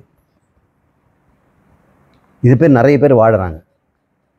ஏற்கனவே இந்த ஜகத்தை, பிரம்மத்தை ஜகத்தாக நம்ம பார்த்துட்டு இருக்கிறோம். இதைத்தான் நான் சொல்ல போகிறேன். பிரம்மத்தை ஜகத்தாக பார்த்துட்டு இருக்கிறோம். அந்த ஜகத்து மேலேயே இது எனக்கு பிடிக்கும் பிடிக்காதுன்னு பார்க்குறான் பாருங்க, அது வந்து இன்னொரு அத்தியாசம். ஏற்கனவே பிரம்மத்தை ஜகத்தாக பார்க்குறது ஒரு அத்தியாசம். அந்த அத்தியாசம் மேலே எது இது பொண்ணு பிடிக்கும் அவனை பிடிக்காது, இந்த பொண்ணு கட்டிக்க மாட்டான் அந்த பொண்ணை கட்டிவாங்கிறது அது சோபனா அத்தியாசம்னு பேர். அத்தியாசத்தின் மீது வேல்யூ அடிஷன், அது சோபனா அத்தியாசம். சோபனம்னா படிக்கட்டு, இன்னும் ஸ்டெப் பை ஸ்டெப் அதிகமாகுது. சோபனா அத்தியாசம். பிரம்மத்தின் மீது குணத்தை பார்த்தோம், குணத்தின் மீது மறுபடியும் குணங்களை சேர்த்து சேர்த்து சேர்த்து என்னென்னவோ பார்க்க ஆரம்பிக்கிறோம். அது பேர் சோபனா அத்தியாசம், அது பேர் பரிணாமம்னு பேர். பிரம்மத்தை நாம் முதல்ல ஜகத்தா பார்த்தது வந்து அத்தியாசம், அது விவர்த்தம்னு பேர். அதை வந்து மேலும் மேலும் வளர்த்துன்னு போனோம்னா அது பரிணாமம் ஆகிடுது. ஏற்கனவே ஒரு பேனு, அது பெருமாள் ஆகிட்டான். இப்படி வந்து பண்ணுறது வந்து சோபனா அத்தியாசம். அதெல்லாம் பேச்சு சொல்லுவோம், பேனை பெருமாள் ஆகிட்டாங்க. இந்த வதந்திகள் பேசும், அது மேலே பொய்கள் எல்லாம் சேரும். அப்போ அலசி பார்த்தா உண்மையில் ஒன்றுமே இருக்காது. பகவான் ரமணர் அப்படி தான் சொல்கிறார். எப்படி இந்த அகங்காரம் அத்தியாசம் ஆகுது?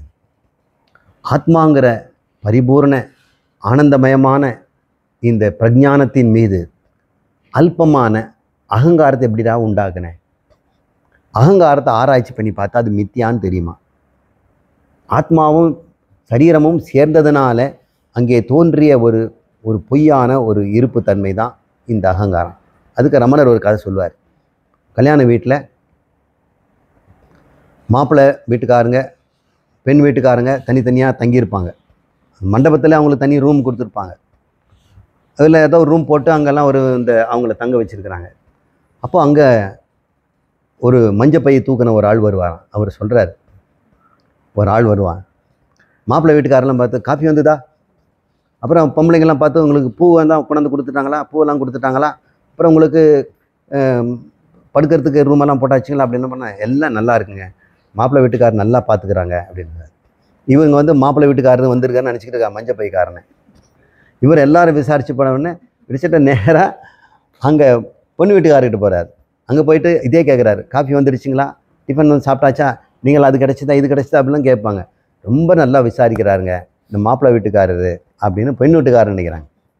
கல்யாணம் நடந்து முடிஞ்ச பிறகு பார்க்க வெத்தலைலாம் கொடுத்து மணப்பெண்ணெலாம் போன பிறகு எல்லாம் கூட்டமாக உட்காந்து சம்பந்திங்க பேசிக்கிறாங்க. உங்கள் ஆள் ஒருத்தர் மஞ்சள் பையை வச்சுருந்தாரே ரொம்ப நல்லா கவனிச்சிட்டாருங்க. எங்கனே நல்லா கவனிச்சிட்டாரு, அவர் உங்கள் ஆள் இல்லைங்களாண்ணே? இல்லை ஏன் நாங்கள் இல்லையே அப்படின்னு. இவங்களுக்கு உங்கள் ஆள் இல்லைங்களே, எங்கே இருந்தால் அவர் முளைக்கிறார். எங்கே புடி அவருன்னு கேட்டால் ஆளை காணும். அவர் விருந்து சாப்பிட்டு ஓடியே போயிட்டார். விருந்து சாப்பிட்றதுக்கு வந்திருக்கிறவர் வெளியாள், நல்ல மனுஷன், அவன் படைச்சிட்டான். இந்த மாதிரி ஒன்று தோன்றும், இந்த ஆத்மாவும் சரீரமும் சேர்ந்தா அங்கே ஒன்று தோன்றும். இந்த மஞ்சப்பை விசாரித்தோம்னு வச்சுங்க ஓடி போயிடும். இந்த அகங்காரத்தை என்னன்னு விசாரிங்க, எப்படி ஒன்று தோன்றுச்சு, இந்த அகங்காரம் எங்கே தோன்றுதுன்னு பாருங்கள். நானுங்கிறது எங்கே முளைக்குதுன்னு நீங்கள் கொஞ்ச நேரம் உங்ககிட்டே பாருங்கள், கண்ணை மூடி. நான் இருக்கிறேன் அப்படின்னா இதயத்துலேருந்து தோன்றும், இருதாகாயத்துலேருந்து அது இங்கிருந்து அது பிரகாசிக்குது. அது தோன்றும் இடத்தை நம்ம கவனிச்சிட்டோம்னா அதை விசாரிக்கிறோம். இவன் யார், இவன் என்னென்ன பண்ணுறான், இவன் போய் காஃபி இருக்குதான்னு கேட்குறான், காஃபி குடிச்சாச்சா கேட்குறதெல்லாம் விசாரிக்கிறான்ல. இப்போ இந்த அகங்காரத்தை விசாரித்தோம்னா இவன் எந்நேரமும் அறிய துடிக்கிறான், ஏதாவது செய்ய துடிக்கிறான், ஏதாவது அனுபவிக்க துடிக்கிறான். இவன் மூணுத்தையும் செய்யும்போது நனவுல கனவுல தான் இந்த மூணும் பண்ணுறான். நனவுலும் கனவுல தான் இவன் மூணையும் பண்ணுறான். தூக்கத்தில் இவனை காணும், விவகாரமே காணும். ஆனால் நான் இருக்கிறேன். இவன் எங்கேருந்து முளைக்கிறான்? நனவு வந்தவொடனே முளைக்கிறான், கனவு வந்தவொடனே முளைக்கிறான். ரெண்டும் இல்லைன்னா எங்கேயோ வரைகிறான். எங்கே ஒழிஞ்சிருக்க முடியும்? ஏதோ ஒரு அதிஷ்டானம் இருக்கணும். இல்லை, இவன் மித்தியான்னாக்கா சத்தியம் ஒன்று இருக்கணும். இவன் பொய்யானவன் சொன்னால் மெய்யானது ஒன்று இருக்கணும். இப்போ எங்கேருந்து எங்கிட்டேருந்து தான் தொடங்குறான். இப்போ நான் யார்? நான் யார்? இந்த அகங்காரம் எங்கிட்டேருந்து வருதுன்னா, அகங்காரம் தோன்றி மறையுதுன்னா, அறிவும் அறியாமையும் உடையதுன்னா, தர்ம அதர்மம் உடையதுன்னா, நேற்று இன்று நாளை உடையதுன்னா, ஜகத்தும் நானும்னு சொல்கிறதுன்னா, இந்த ரெண்டுமே எப்பொழுதுமே இருக்கணும். இல்லை, சத்தியமாக இருக்கணும். இல்லை, தோன்றி தோன்றி மறையுதே. சத்திய பொருள் இப்படிங்க தோன்றி மறையும்? இந்த அகங்காரம் சத்தியம்னா எப்பவும் இருக்கணும். இல்லை, இந்த பையன் ஒரே மாதிரி இருக்கணும். இல்லை, அகங்காரம் நானுன்னா எப்போ ஒரே மாதிரி இருக்கணும். இல்லை, நான் சிறுவன், இளைஞன், கிழவன் மாறிட்டனே. இரவு பகலத்தில் நனவு கனவுன்னு மாறுறனே. இந்த அகங்காரம் இல்லாமலும் போகிறானே. இந்த ஆராய்ச்சி பண்ணோம்னா அந்த மஞ்சப்பைக்காரன் இருக்க மாட்டான். உங்ககிட்டே தெரியும் இந்த அகங்காரம் பொய்யே. இவன் வந்து முளைச்சி முளைச்சி நமக்கு வந்து ஏதோ பண்ணிகிட்டு இருக்கிறான். இவன் முளைக்கிறதுக்கு காரணம் ஏதோ விதை இருக்குது. அந்த விதை என்னன்னு பார்த்தா வாசனைகள். இந்த அகங்காரம் வாசனைங்கிற விதையினால நனவு கனவுன்னு தோன்றி தோன்றி மறையுது. எங்கே பிடிக்கிறான்னா விதையில வந்துச்சான். விதையை வறுத்துருவோம் அப்படின்னு வறுக்கட்டும். அந்த வறுக்கிறது தான் ஞானம். ஞானத்தியில் அவன் காணா போகலை, அவன் வறுத்த விதையாயிடுறான். காணா போகலை, இருக்கிறான். இப்போ என்ன ஆயினா சுவைக்கிறான். வறுத்த கடலை நல்லா சுவைக்கலாம், ஆனால் முளைக்காது, அடுத்த பிறவி கொடுக்காது. இந்த அகங்காரம் ஞானத்தினால வறுத்த பிறகு அது பிராரப்தத்தை அனுபவிச்சுட்டு இருக்குது. ஆனால் மறுபடியும் அடுத்த பிறவி முளைக்காது. அசனேன ந பிரசவேன அப்படின்னு தயானந்த சரி சொல்லுவார். இந்த அகங்காரம் அசனேன, அசனம்னா சாப்பிட்றது, அது நல்லா சாப்பிடலாமா? பிராரப்தம் இருக்க வரைக்கும் அகங்காரம் நீ ஞானி, நான் ஆத்மா, நான் அகண்டாகர விருத்தியில் நான் இல்லாது போனவன், ஆனாலும் இப்போ ஞான கர்ம போக விவகாரத்தை நன்றாகவே செய்வேன் அப்படின்னு அது அனுபவிச்சுட்டு இருக்குமா. ஆனால் மறுபடியும் பிறக்குமா அந்த அகங்காரம்னா? பிறக்காது. அது வருந்து போயிடுச்சு. தன்னுடைய தன்மை அதிஷ்டானத்தை கண்டுபிடித்து கொண்டது. அதனால் அத்தியாசம் கொஞ்ச நாள் இருக்கும். முன்ன இந்த சிப்பியை தான் நான் காசு காத்துன்னு சொல்லிட்டு இருந்தேன் அப்படின்னு தெரியுது, இருந்து தான் இருக்குது. ஆனால் இப்போ உனக்கு அந்த காசுங்கிற மோகம் இல்லை. இந்த கயிறை பார்த்தா பாம்பு பாம்புன்னு பயந்தல்ல அப்படின்னு சொல்கிறான், எடுத்து கழுத்தை போட்டுக்கிட்டான். இப்போ இதை தான் இந்த பானை பானைன்னு சொல்லிட்டு இருந்தான், இப்போ மண்ணுன்னு தெரிஞ்சு போயிடுச்சு. இப்போ ரெண்டு புத்தியும் இருக்குது அவனுக்கு. அதிஷ்டான புத்தியும் இருக்கிறது, அத்தியாரோப புத்தியும் இருக்கிறது, அத்தியாச புத்தியும் இருக்கிறது. இப்போ குழந்தைக்கு இந்த பொம்மை பிள்ளையார் பிள்ளையார், யானை யானை, பேய் பொம்மை அப்படின்லாம் பேய் பொம்மை கூட செய்து வச்சுக்கிறான். அதெல்லாம் பார்த்து பயந்துட்டு இருந்தது. அதிஷ்டான மண்ணுன்னு தெரிஞ்ச பிறகு எப்போ வேணாலும் உடைச்சிடலாம் அப்படின்னு தெரிஞ்சு போச்சு. அதுக்காக உடைக்குமா என்ன? வச்சு விளையாடும், பேய் பொம்மையை வச்சு பயங்காட்டி விளையாடும். இப்போ ரெண்டு ஞானம் இருக்குது. அத்தியாரோபம் பண்ண ஞானமும் இருக்குது, அதுக்கு அதிஷ்டானம் ஆகிய மண் ஞானமும் இருக்கிறது. மண் ஞானத்தோடு விகார ஞானத்தையும் வச்சுக்க. விகாரங்களெல்லாம் இந்த பிரபஞ்சம். இப்போ இந்த பிரபஞ்சத்துக்கு வருவோம். இந்த பிரம்மம், இந்த ஜகத்து ஸ்வேதகேது முன்பே இருந்தது அப்படின்னு இந்த சாமவேதத்தில் வரக்கூடிய சாந்தோக்கிய உபனிஷத்தில் ஒரு அத்தியாயத்தில் பேசுகிறார். மகனே, இந்த ஜகத்து தோன்றதுக்கு முன்னாடியே இருந்ததுடா.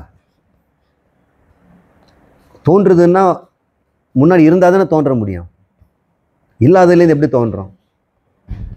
சத்தேவ அக்ரே ஆசித்து, இந்த ஜகத்து முன்னாடியே இருந்ததுங்கிற. முன்னாடியே இருந்ததுன்னா என்ன அர்த்தங்க?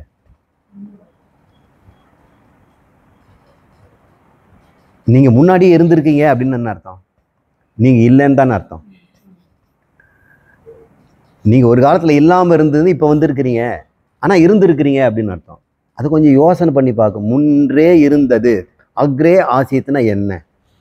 அந்த உபனிஷம் அந்த வார்த்தையை பயன்படுத்துது. மேம்போக்காக படித்தா ஒன்றும் அர்த்தம் கிடைக்காது. முன்பே இருந்ததுன்னா இந்த பானை முன்பே இருந்தது அப்படின்னா. ஏன் இப்படி சொல்கிறாரு? இப்போ இருக்குத்தானே, அது இருந்ததுன்னா இந்த வார்த்தையே வராதே. அப்படின்னா இந்த பானை முன்பு பானையாக இல்லை, வேறாக இருந்தது. அப்போ மண்ணாக இருந்தது. இப்போ மண்ணில் பானை இருந்தது, அதை குயவன் வெளிப்படுத்துகிறான். பானை எல்லா மண்ணிலையும் இருக்குது. இந்த 100 பொம்மையும் மண்ணில் ஏற்கனவே இருக்குது. குயவன் என்ன பண்ணான்? வெளியேந்து கொண்டு அந்த பொம்மையை உள்ள வைக்கல, உள்ளேந்து தான் வெளியே எடுத்தான். அப்போ இந்த ஜகத்து முன்பே இருந்து தான். எங்கே இருந்தது? சத் என்பதில் இருந்தது. சதேவ சௌமிய இதம் அக்ர ஆசீத். அப்போ சத் என்பது என்ன? அது பேர் பிரம்மம், அது பேர் பூமா. அந்த சத்தில் தான் இருந்தது.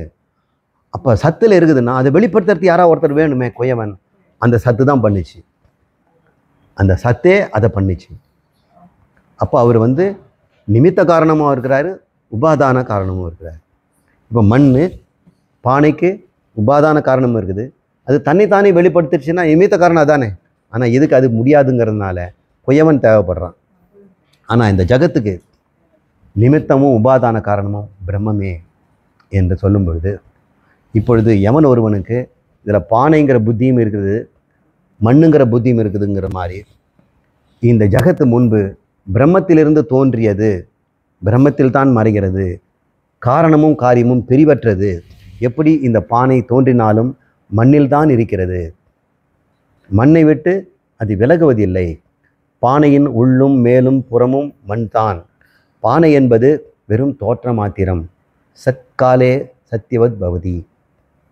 அந்த நேரத்திற்கு தான் இது தோன்றுகிறது அப்படின்னு தெரிஞ்ச பிறகு இந்த ஜகத்து 2 விதமாக தெரியும். சாமானிய மனிதர்களுக்கெல்லாம், அஞ்ஞானிகளுக்கெல்லாம் சாமானிய ஞானம் மட்டும் இருக்கிறதுனால அவர்கள் என்ன சொல்லுவாங்க? இது ஜகத் இருக்கிறது அப்படின்னு சொல்லுவாங்க. ஞானிகள் சொல்லுவாங்க பிரம்மமும் இருக்கிறது, ஜகத்தும் இருக்கிறது. 2 இருக்குதான்னு கேட்டோம்னா, பிரம்மம் ஜகத்தாக தெரிகிறது, மண் பானையாக தெரிகிறது. ஆமாம், அப்படிங்களா? உங்களுக்கெல்லாம் பிரம்மம் தெரியுதாண்ணா? பிரம்மம் ஜகத்தாக தெரியுது. பிரம்மம் தெரியுதுங்க நான் கேட்டேன்னா, பிரம்மன் தான் இப்போ ஜகத்தாக தெரியுது. அப்போ பிரம்மம் மட்டும் பார்க்கணுங்கிறான். இப்போ நீங்கள் பாருங்கள், மண்ணை மட்டும் பாருங்கள், மண்ணை மட்டும் பார்க்க முடியாதான்னு? அது ஞானக்கண்ணில் தான் தெரியும். அனுபவத்தில் பார்த்தோம்னா அது பானையாக தான் தெரியும். இப்போ ஞானி சொல்கிறான் பிரம்மம் ஜகத்தாக தெரிகிறது. பிரம்மம் தெரியுதுங்களாண்ணா? ஜகத்தாக தெரிகிறது. பிரம்மம் ஜகத்தாக தெரிகிறது. பிரம்மம் மாத்திரம் தெரியுதா அப்படின்னு கேட்டேன். அதுவும் தெரியுது. விகாரத்தை மறந்தோம்னா தெரியுது. இப்போ விகாரத்தோடு பார்க்கும்போது தான் ஜகத்தாக தெரியுது. இப்போ ஜகத்துங்கிறிய எப்போ உனக்கு ஜகத்து தேவைப்படுது? அது பிரயோஜனமாக இருக்க வரைக்கும் தானே.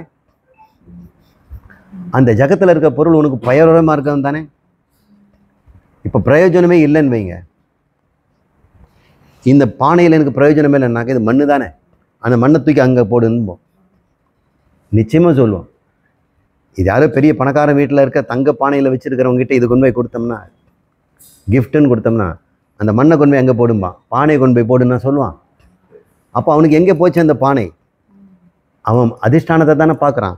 அதுபோல் எவன் ஒருவனுக்கு வீதராகம், முதல் ஸ்லோகத்தை சொன்னார், எவனுக்கு வீதராகம், இந்த பயன் தன்மை இந்த உலகத்தில் போயிடுச்சோ, இது பயன் தரும், அது பயன் தரும், பயன் தரும்னு எடுத்து வச்சுக்கிட்டான் பாருங்க. நான் எதுவும் இல்லாமல் இருப்பேன்னு சொல்லிட்டு பயன்படுத்துங்கன்னு சொன்னேன் நான். இப்போ ஜகத்தில் எதுவும் இல்லாமல் இருப்பேன்னு தெரிஞ்ச உடனே இந்த ஜகத்து எனக்கு பயனின்மை வந்துட்ட பிறகு உங்களுக்கு எப்படி இது இந்த மண்ணை எடுத்து வெளி போடுன்னு சொன்னால, இந்த ஜகத் எப்படி தெரியும் உங்களுக்கு? பிரம்மமாக தெரியும். அப்போ உங்ககிட்ட ஆசை இருக்க வரைக்கும் தான் பிரம்ம ஜகத்தாக தெரியும். உங்களுடைய ஆசையை நீங்கிய பிறகு ஜகத்தே பிரம்மமாக தெரியும். இதை தான் இந்த ஸ்லோகம் நமக்கு சொல்லிச்சு. இன்னும் நிறைய விளக்கங்கள்லாம் இருக்குது, அதை முந்திக்க வேண்டாம். தாவத் சத்தியம் ஜெகத் பாதி, இந்த ஜகத்து சத்தியமாக தெரிகிறது, பாத்தினா தெரிகிறது. தாவத் எதுவரை? யாவத் ந ஜாயத்தே பிரம்ம. எதுவரை இந்த பிரம்மம் தெரியாமல் இருக்கிறதோ அதுவரை இந்த ஜகத்து சத்தியமாக தெரிகிறது. பிரம்மம் தெரிஞ்ச பிறகு என்னாகும்? ஜகத் தெரியாமல் போகாது, மித்யாவாக தெரிகிறது அப்படின்னு புரிஞ்சுக்கணும். இந்த சென்டென்ஸை மறக்காதீங்க. தாவத் சத்தியம் ஜகத் பாதி, யாவத் ந ஞாயத்தே பிரம்ம. பிரம்மம் என்பதை தெரியாத வரை இந்த ஜகத்து சத்தியமாக தெரிகிறது. பிரம்மம் என்று தெரிந்த பிறகு அந்த சென்டென்ஸ் இல்லை. எப்படி தெரியுது? இல்லாமல் போகாது, மித்யாவாக தெரிகிறது. ஞானிக்கு பிரம்மமே தான் தெரியுது, அவனுக்கு ஜகத்தே தெரியாது போல் இருக்குதே அப்படின்னு நினச்சிக்காதீங்க. அவனுக்கு ஜகத் தெரியும். எப்படி தெரியும்? மித்யா என்று தெரியும். மித்யா என்றால் என்ன? ஒன்றுத்துக்கும் பிரயோஜனம் இல்லாததுன்னு தெரியும். மித்யாவுக்கு என்ன பிரயோஜனம்? காலையில் பூ வச்சு சொன்னோம் இல்லையா? பூ என்பது சேர்ந்தால் இருப்பது, பிரிந்தால் போவது. இந்த ஜகத்து, இந்த உறவு, இந்த சுகதுக்கங்கள் எல்லாம் சேர்ந்தால் இருப்பது, பிரிந்தால் மறைவு. நாக்கில் ஊறுகாய் கொண்டு போய் சேர்த்தால் அந்த சுகம் தெரிகிறது. நாக்கை அலம்பி சுத்தம் பண்ணிட்டோம்னா பிரிந்தால் மறைவு. எங்கே போச்சு அந்த சுவை? அது சர்க்கம். இந்த உலகமும் புலன்களும் சம்ஸ்பரிசம். அது தேர்ந்தால் அந்த இடத்துல ஒரு அனுபவம் உண்டாகுதுங்க, பிரிந்தால் போகுதுங்க. அப்போ அனுபவம் உண்மையான்னு கேடு. உண்மையாக ஒரு பொருள் இருக்குதுன்னா எப்பொழுதும் இருக்கணும் இல்லை? என்னங்க இப்போ வச்சா காமந்து அப்புறம் காணா போயிடுதுன்னா அதை பற்றி எதுங்க பேசிகிட்டு இருக்கிறீங்க அப்படின்னு சொல்கிறோம். இந்த ஜகத் முழுக்க அத்தனையும் சேர்ந்தால் உண்டாவது, பிரிந்தால் மறைவது. உங்களுடைய அனுபவம் அத்தனையும் நீங்கள் சோதனை பண்ணி பாருங்கள். இன்பத் துன்பங்களையும் கஷ்ட நஷ்டங்களையும் எல்லாத்தையும் சோதனை பார்த்தா அது சேர்ந்ததால் வந்ததுங்க, போனதால் போச்சுங்க. ஆமாம், கல்யாணத்தினால சுகம் வந்ததுங்க, அதனால தான் துக்கமாக வந்ததுங்க. இப்போ டைவர்ஸுங்க, அதோட அது போச்சுங்க. அப்புறம் இன்பம் வந்துடுச்சா? இல்லை, அதுவும் வந்து துன்பத்தை கொடுத்துட்டு தான் போகுதுங்க. இந்த உலகம், நான் உலகம் என்பது இருக்கும் வரை, இந்த சம்சர்க்கம்னு பேர், இந்த சம்சர்க்கம் இருக்கும் வரை இந்த அனுபவங்கள் இருக்கும். எப்பொழுது இந்த இரண்டு இல்லையோ அங்கே அனுபவம் அழிஞ்சு போகுது. ரெண்டு தான் அனுபவம். ரெண்டு போயிடுச்சுன்னு சொன்னால் அனுபவம் இல்லை, அதிஷ்டானம் மட்டும் இருக்கும். பிரம்மம் அனுபவமாகும்னு சொல்லக்கூடாது.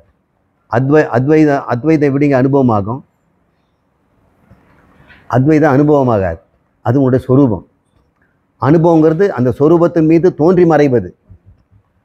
நான் இருக்கிறேன், அது என்னுடைய சொரூபம், அதில் இன்ப துன்பம் வந்து போகுது.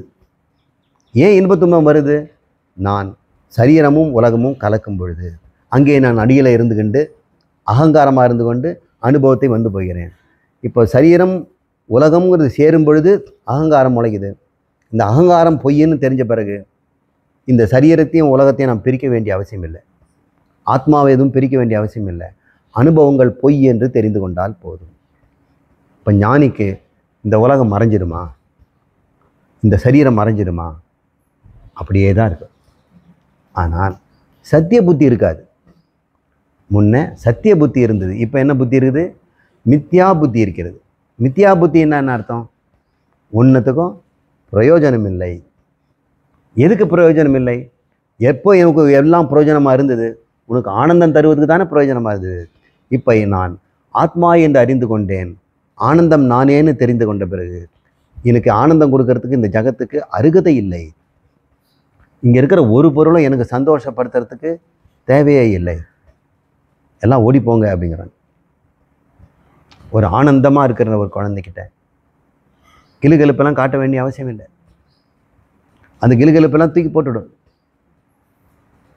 மகாராஜாவுக்கு முன்னாடி எந்த ஆனந்தம் உங்களுக்கு அவனுக்கு கொண்டாந்து கொடுக்க முடியும்? சத்தியலோகத்தில் இருக்கக்கூடிய அந்த அஷ்டமா சித்தி பெற்றவங்ககிட்ட சின்ன சின்ன பொருளை கொண்டு போய் சந்தோஷப்படுத்த முடியுமா? இது பாருங்கள், இந்த மேஜிக் பாருங்கள். இப்படின்னு அவன் அஷ்டமா சித்தி இருக்கேன், நினச்சவனா காணா போய்டும், நினச்சவனா உண்டாகிறவன். அவங்ககிட்ட கொண்டு போயிட்டு அரைனா கால்னா பொருளெல்லாம் கொடுத்தோம்னா எனக்கு இப்போ எவனு ஒருவனுக்கு இந்த ஆசைகள் போயிடுச்சோ, பீத்த ராகம், அப்போ அவனுக்கு உலகம் பிரயோஜனம் எல்லாம் போயிடுச்சு. அப்போ அது மித்தியான்னு தெரியும், இல்லைன்னா சத்தியமாக தெரியும். எப்போ உனக்கு வீடு வாசல் பணம் சொத்து முறையெல்லாம் உனக்கு பிரயோஜனமாக இருக்குதோ அது வரைக்கும் இந்த அல்லாத நிஜமாக தெரியும். எப்போ உனக்கு அதெல்லாம் பயனில்லைன்னு தெரிஞ்சு போச்சோ அப்போ நீ தாராளமாக சொல்லாத மித்தியான். இப்போ எல்லாராலும் இந்த ஆத்ம ஞானம் வந்த பிறகு, தன்னை பிரம்மம்னு தெரிஞ்ச பிறகும் இந்த உலகம் அவங்களுக்கு துன்பம் தருது என்னன்னு அர்த்தம்? அந்த உலகம் அவனுக்கு பிரயோஜனமாக இருக்குதுன்னு அர்த்தம். இந்த பிரயோஜனத்தை விட்டுட்டீன்னா அப்புறம் உனக்கு எங்கே துன்பம்? உன்னுடைய நிஜ ஆனந்தம் அப்போ தானாக வெளிப்பட்டுவதை நம்ம பார்க்கலாம். இப்போ இதுக்கு அடிப்படை காரணம் ஞானம் மட்டும் முக்கியம் இல்லை, ஆசை விடுவதும் காரணமாக இருக்குது. ரெண்டும் தேவை. ஆசை விடுவதற்கு கர்மயோகம், ஆத்மாவை தெரிந்து கொள்ள ஞான யோகம். இந்த கர்மயோகம் தான் அதிகாரி. ஆமாம், அவன் சொன்னான் சர்வ தபம் க்ஷீண பாபம் வீத்தராகம் இதெல்லாம் வந்த பிறகு தான் இந்த புக்கு வந்து வேல்யூபிளாக தெரியும் அப்படின்னு சொல்லி இந்த மாலையினுடைய காலை செஷன் நிறைவு செய்வோம்.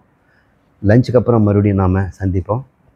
அப்போது என்ன ப்ரோக்ராமா, பஜகோவிந்தம் பற்றி ஒரு சேஞ்ச் ஆஃப் மூடு, அதில் இசை பாடலோடு அது நம்ம தெரிஞ்சுக்கலாம். அப்புறம் மறுபடியும் நான் 4 மணிக்கு டீக்கு அப்புறம் 1 மணி நேரம் கிளாஸ் எடுப்பேன். அப்புறம் 5:30 மணிக்கு ஒரு இசை விருந்து, அது ஒரு 1.5 மணி நேரம். பட் டின்னருக்கு அப்புறம் புக்கு வேண்டாம், சாமியோட கொஞ்ச நேரம் இரவு நேரத்தில் கொஞ்ச நேரம் பேசுவோம். அப்புறம் நைட் தூங்கிடுவோம். நாளை காலைல மறுபடியும் 9:30 மணிக்கு இங்கே சந்திப்போம். இந்த ஆத்மபோதம் இப்போ 9 மணி வரைக்கும் நம்ம சும்மா தானே இருக்கிறோம், டிஃபன் சாப்பிட்டுட்டு. அந்த இடையில் நமக்கு பாடுவாங்க. நாம் கொஞ்சம் பூஜை பண்ணி, சாமி இருக்கிற தட்சிணமூர்த்தி, அது யாராவது வந்து ஒரு பிரசாதம் கொடுத்து ஒரு பாட்டு பாடி நம்ம அந்த காலை பொழுது நம்ம பக்தியில் இருப்போம். அப்புறம் 9:30 மணிக்கு நான் கிளாஸ் ஆரம்பிக்கிறேன். மறுபடியும் லஞ்ச் வரைக்கும் போகும். லஞ்சுக்கு அப்புறம் மறுபடியும் பஜகோவிந்தம் இருக்கும். ஈவினிங் வந்து 4 மணிலேருந்து மறுபடியும் 5:30 மணி வரைக்கும் சுவாமி கிளாஸ் எடுப்பேன். அதோட தத்துவபோதம் ஆத்மபோதம் நிறைவு பெறும். அப்புறம் என்ன இருக்குமா, கேள்வி பதில், அறிவியல் கேள்வி பதில் இருக்கும். அதுக்கப்புறம் இரவு டின்னருக்கு அப்புறம் நிலாமுற்றம் இருக்கும். மறுபடியும் சென்னைக்கு போகிறவங்க அவங்க ஊருக்கு போகிறவங்க போய்க்கலாம். அது மறுநாள் தங்கி இருந்துட்டு நிலாமுன்றத்துக்கு சாமியோடு இருந்துட்டு இருக்கிறவங்க இருக்கலாம். இதுதான் இனிமேல் வர ப்ரோக்ராம். நாளைக்கு ஈவினிங் நிலாமுற்றம் இருக்குதாங்கிறது இப்போ சொல்ல முடியாது. அப்போ சாமியினுடைய உடம்பு நிலையை பொறுத்து அது சொல்லலாம். இப்போ நம்ம லஞ்சுக்கு பிரேக் பண்ணுவோம்.